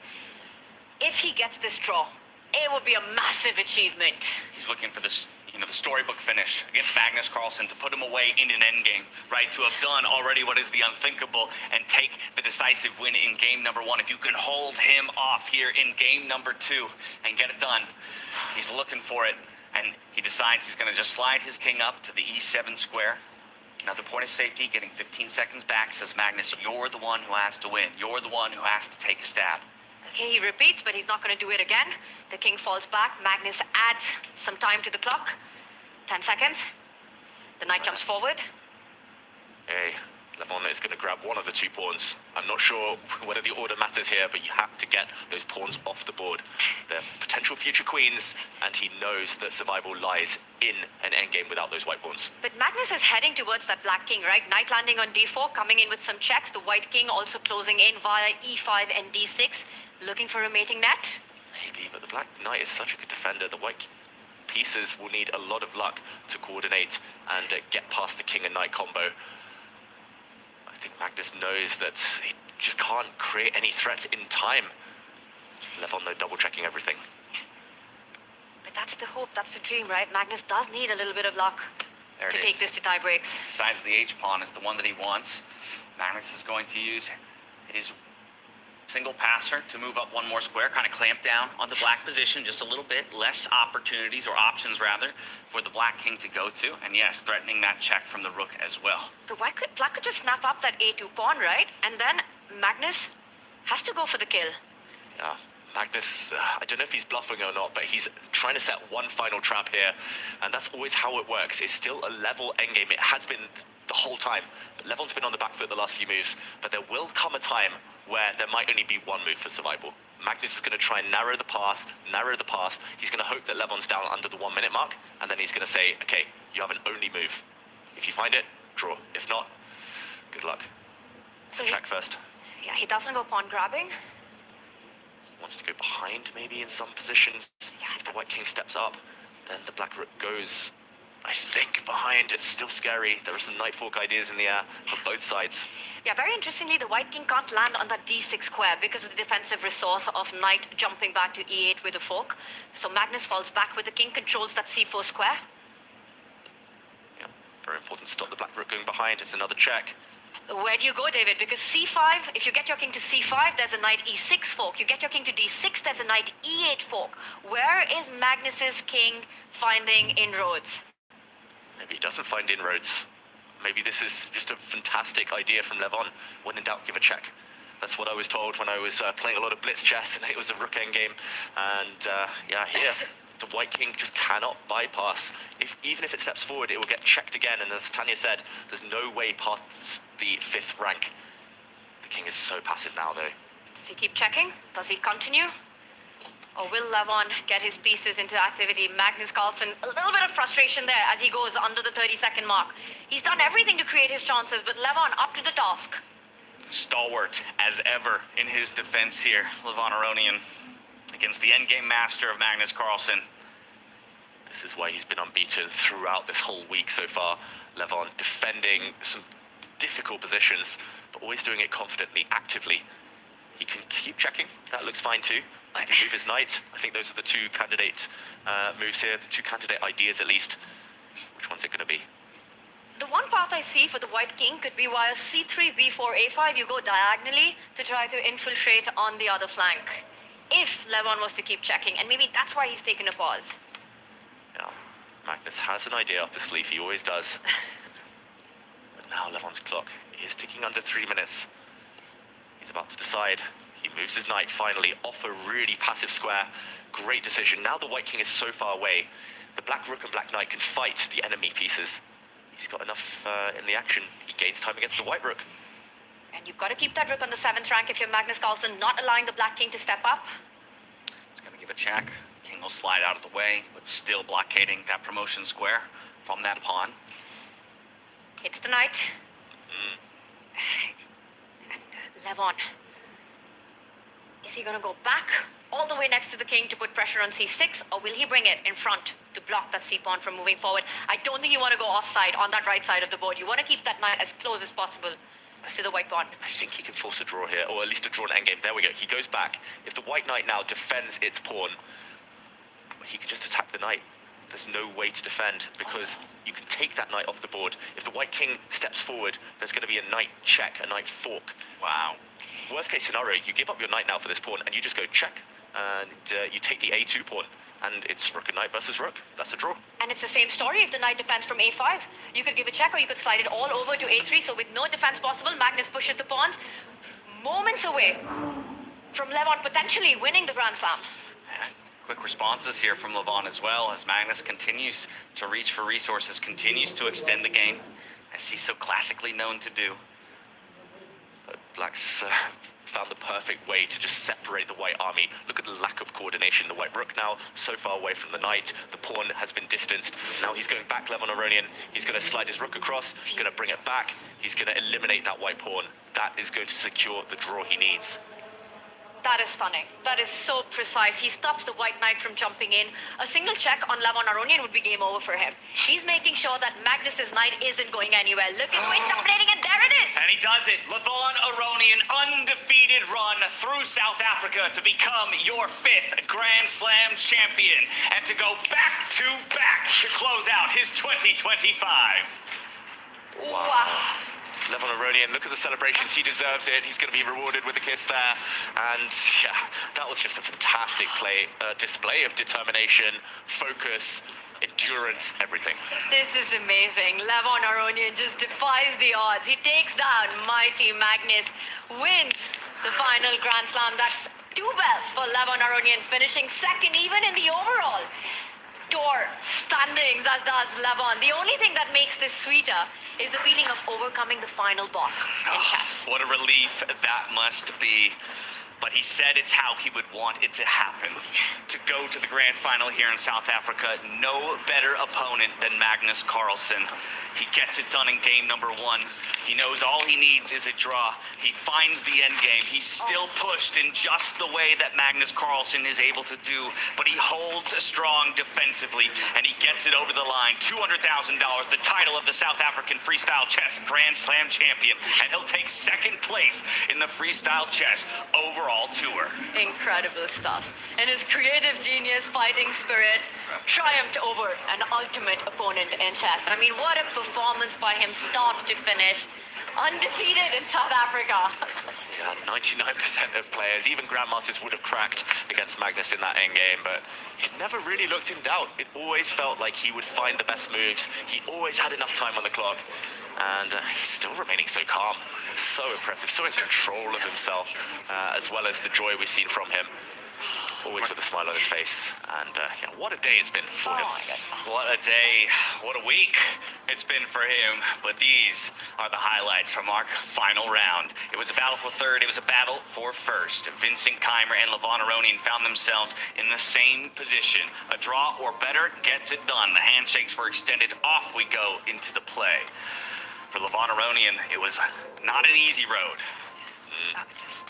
Amazing stuff. I mean, Levon versus Magnus, a dream final for the chess world, given the performance of the two. You know, Magnus shaky, but he always finds himself at the top, makes it to the finals. But Levon Aronian, peak performance, peak confidence, gets it done, takes the first win, doesn't even take it to tie breaks there, and holds an incredibly difficult endgame against Magnus Carlsen. What a win, what a story. This is a script no one could have written in South Africa. Playing with poise and a sense of ease here in South Africa. And there it is. Magnus Carlsen knew there were no more options. The Kings go to the center of the board with the draw. We'll start in the lower bracket where things are all decided. Hans Niemann, he took 7th earlier in the day with Parham Magsudlu ending 8th. Fabiano Caruana 5th with Arjun Erigaisi in 6th. Keimer, though, he gets it done for a podium finish. 3rd place is his, while Sindarov drops to 4th. But if we flip to the upper bracket, that's where all eyes were. It was our grand final between Levon Aronian and Magnus Carlsen. Both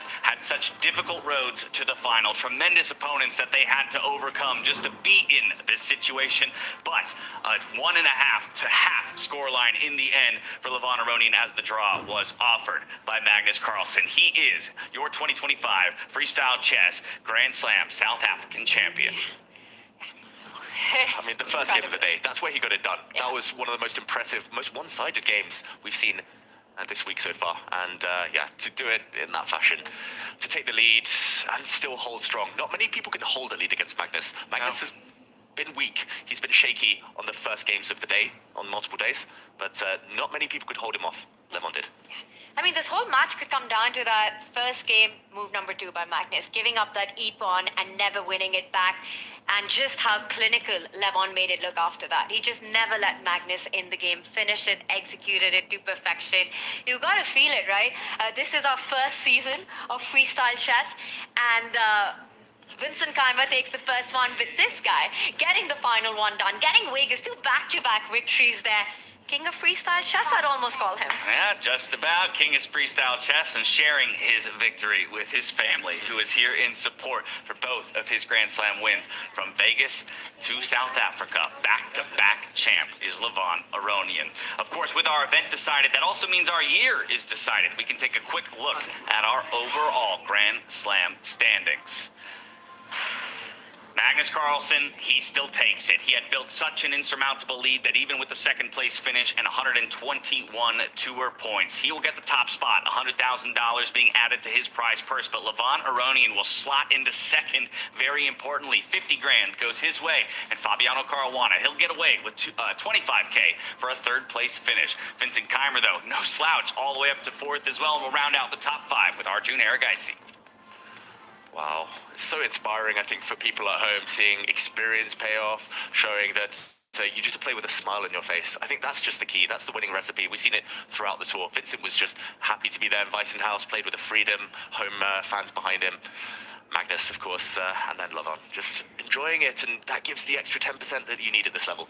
And maybe the secret ingredient, have your family around you as well. Just maybe. You know, we've only had 3 Grand Slam victors, and all 3 of them finished 1, 2, and 3 in this tournament as well. So I think those, as a triad, are starting to define themselves as the guys to beat within the freestyle universe. Exactly. There's something about it, and it's all such different styles. Magnus, universal, of course, can do everything, but Vincent, very strategic. Levon, just a ball of energy, always. And I think Levon's style is what speaks and lends itself to freestyle chess. And that's why he's always spoken about this format. He loves it. He loves to play it. Whether it was back in St. Louis before the tour even started and then coming to it, he called it, this is the best game ever invented. Yeah, exactly. Yes. He has so much joy when he's playing freestyle chess. And that joy lends itself to freedom, and freedom on the board lends itself to creativity, the kind of creativity that lets you take down the likes of Magnus Carlsen. We have some time before the closing ceremony, some words from our top 3 finishers. So David, I turn to you. Let's go back and relive some of the highlights of the day, either from Levon Aronian or Vincent Keimer, in how they crafted such beautiful wins over their opponents. And I'm going to bring us back all the way to the start of the day when we saw a fascinating opening. This was the final position, but fascinating opening between Magnus Carlsen and Levon Aronian. Magnus with black, after 2 moves, spent over 10 minutes before deciding to gambit a pawn. I think in terms of fateful moves, fateful decisions, this was the one that cost him Magnus, giving up a pawn. And Levon just said, okay, I'm going to take it. And as we saw play out, he never got the pawn back. It was a few moves down the line, Levon clinching it pretty much with this move. Pawn to f4, he was a pawn to the good. And the rest of the game, Magnus never stood a chance. At some point, we saw Magnus down to 1 minute against almost 20.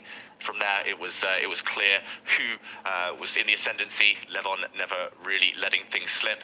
And in the second game, again, final position, I'll just show it. The reason Magnus gave up hope in this position was because Levon clinched the drawing motif. He's just sliding his rook across, check. He's bringing his rook back and eliminating the final danger, this pawn.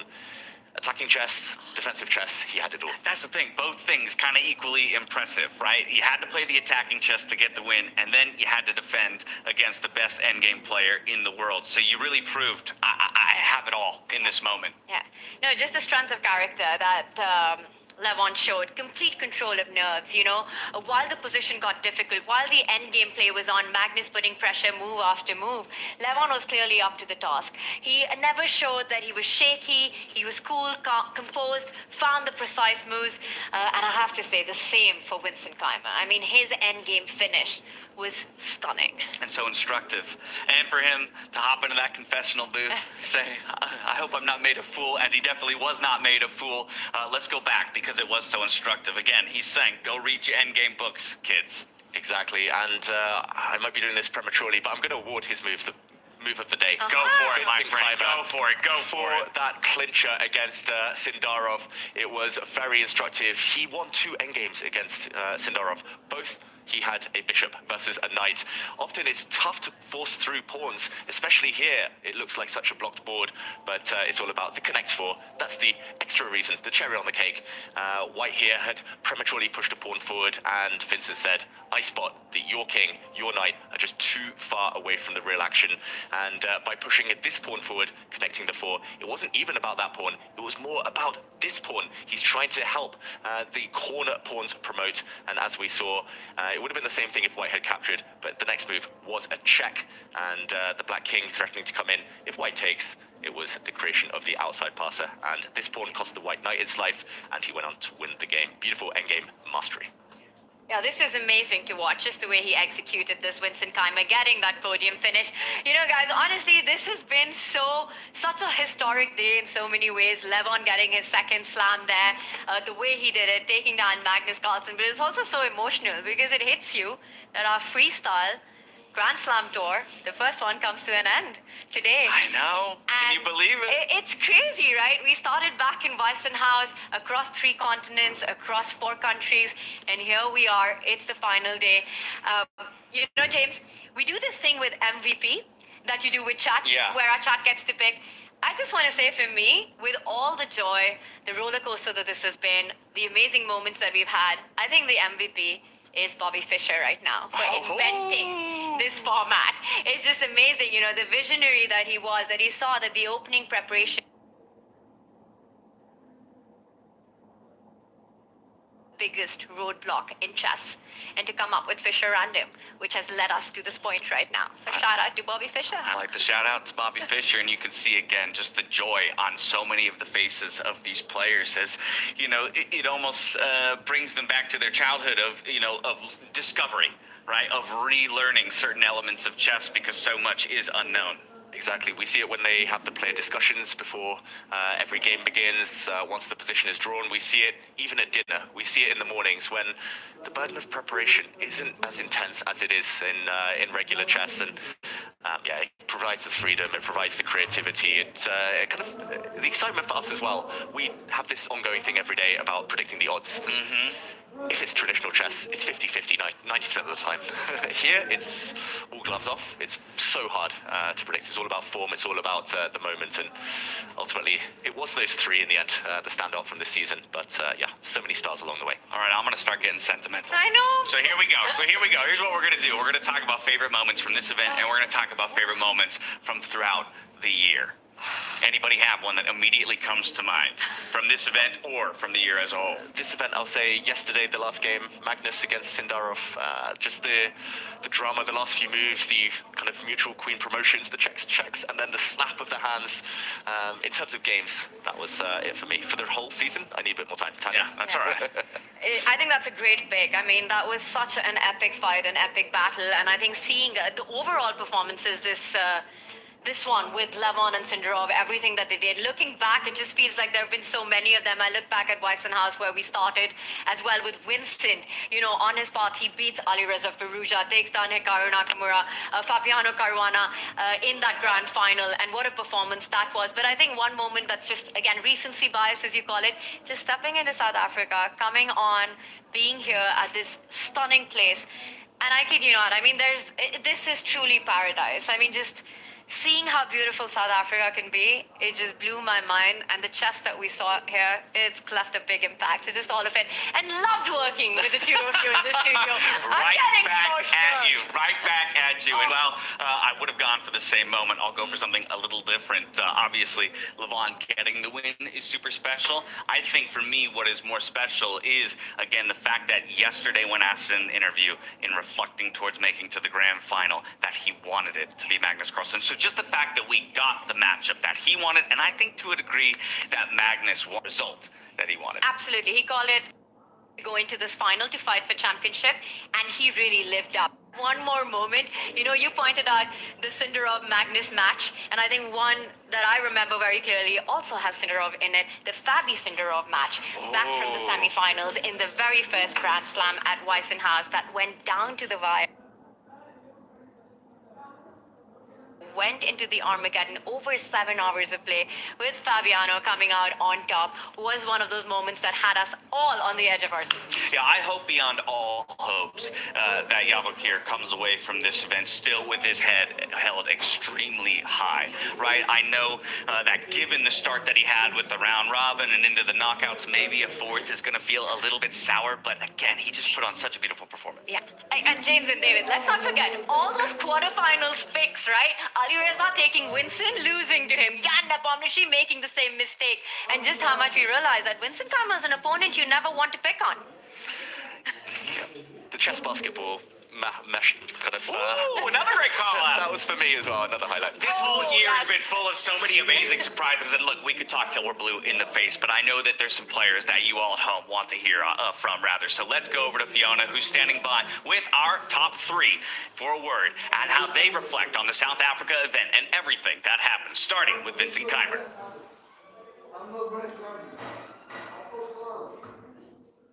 I'm here with Vincent Keimer, who just finished in third place in the South African tournament after beating Yavokir in the final match. Vincent, congratulations on your third place. How do you feel?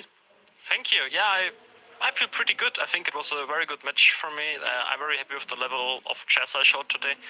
And I didn't leave him too many chances, so that was nice. I think it all started with already getting a very comfortable starting position for White. So we could apply some pressure. He had to spend a lot of time and then made some mistakes in critical positions. Do you feel you saved your best for last, and today was your best day? I think here it was my best chess, for sure. Against Arjun, it was much harder fighting than clean. Yesterday, I also felt that I played quite well, if you leave the tiebreak aside. But of course, at the second game, it was a pity that in time trouble I didn't manage to convert my winning position. You did say here it was your best chess, but if we look back at the season, of course, the very first event we had in Weissenhaus, you were the surprise champion there. Looking back now that the year draws to a close, was that one of your highlights or the highlight of the year? Yeah, it still remains one of the highlights of the year, even though so many things have gone well. But yeah, I think, winning such a tournament, winning matches against Ali Reza, Magnus, and Fabi consecutively, it's not something you will ever really forget. So that really remains a very important memory for me, and it has been fantastic. Also, not only the result, but also the level of play that I showed. I was extremely happy with that. I think my best match was maybe even against Fabi. It was very clean play, and yeah, it really started off an amazing year for me. The next few months were a bit up and down, but the second half of the year has been great in terms of classical chess. I gained from May till end of the year 45 rating or something, so that was really amazing. Yes. A great year for you. How much do you enjoy playing freestyle chess, and what makes it different to the other classical events in Europe? I think for us it's very nice we don't have to prepare. Usually when you play top-level events, you have to spend a lot of time and also mental energy on the preparation, considering which openings you want to play, and it usually plays a huge role in how the game and the tournament itself goes. While here you can mostly focus on just playing good chess itself, so that's the main difference. And yeah, I think it's much easier on our nerves, so that's nice once in a while, especially since we're playing so many tournaments. We ended the year here in Grootboos in South Africa. Had you played in South Africa before? Yes, but it was 11 years ago. So I think Javochir probably also played. It was in Durban in 2014. So yeah, back then, you could see some upcoming talents like Pragnananda, Nihal Zari, Nodebek Abdusatorov playing in the Under-10 World Championship.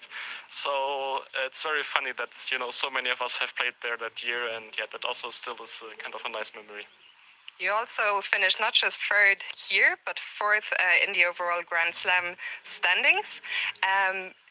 Where do you go from here? What's the goal for next year? Do you look forward to playing more freestyle?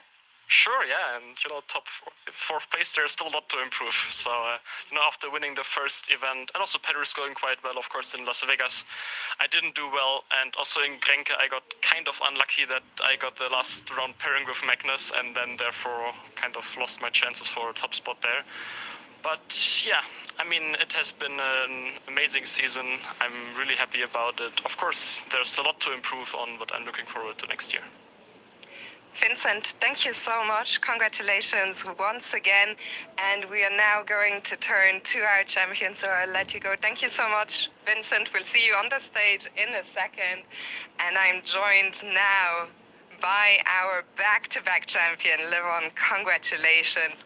What an incredible performance. You won in Las Vegas. Now you win here in South Africa. Before we dive into it, how do you feel right now, having just ended your match against Magnus? Amazing. Yeah, I'm very happy that I played so well today. I'm actually, I would say, a bit proud of myself. Yesterday I talked to you after the match and you said, I got lucky, but today it's a very different feeling. Yes. It's more fulfilling because you know that you've been controlling the game, not blundering things. It's a big deal. And Levon, I remember thinking back to Weissenhaus, you didn't have the best start to the season. And then what changed in your opinion, getting these back-to-back wins, playing some incredible chess? Hard to say. I just kind of relaxed and then things started working out. And here in South Africa, you went undefeated throughout the tournament, 17 games, if I'm not mistaken. What is your secret? Having my family with me, and they're supporting me and giving me strength, and yeah, I can highly recommend that. We will be joined by Anja in a second, but let me just ask you, what's your highlight from this event here in Grootboos? Oh, definitely beating Magnus in the finals. You probably know that Magnus doesn't really like losing, so to win against him, yeah, it's a great feeling. And Annie, would you like to join us? I'll let you take the middle. You have been a huge influence on Levon. He mentioned it, when it came to picking the opponent, let's start there after the round robin. He said, I will ask my wife, I will ask Annie, you pick hands. What made you make that choice? And tell us a little bit about your support role for Levon. I think generally it was just an intuition, and he asked me. We asked Sabel, she also repeated after me. And we asked my mom, she said the same, I guess, because of me. And I don't know, just an intuition. Also, I don't know, as Hans is one of the most arrogant players, I think it feels good to show off a little bit in front of him. And then, we have been having a great time here in South Africa, and I think the whole atmosphere and our family around, we kept Levon happy and relaxed for the tournament so he can do his best and concentrate on the games. And it sure paid off. We talk to players quite a lot about how they feel during games, during tournaments, but tell us a little bit from your perspective. When you're sitting in the playing hall, you're watching him play, what does your inner landscape look like?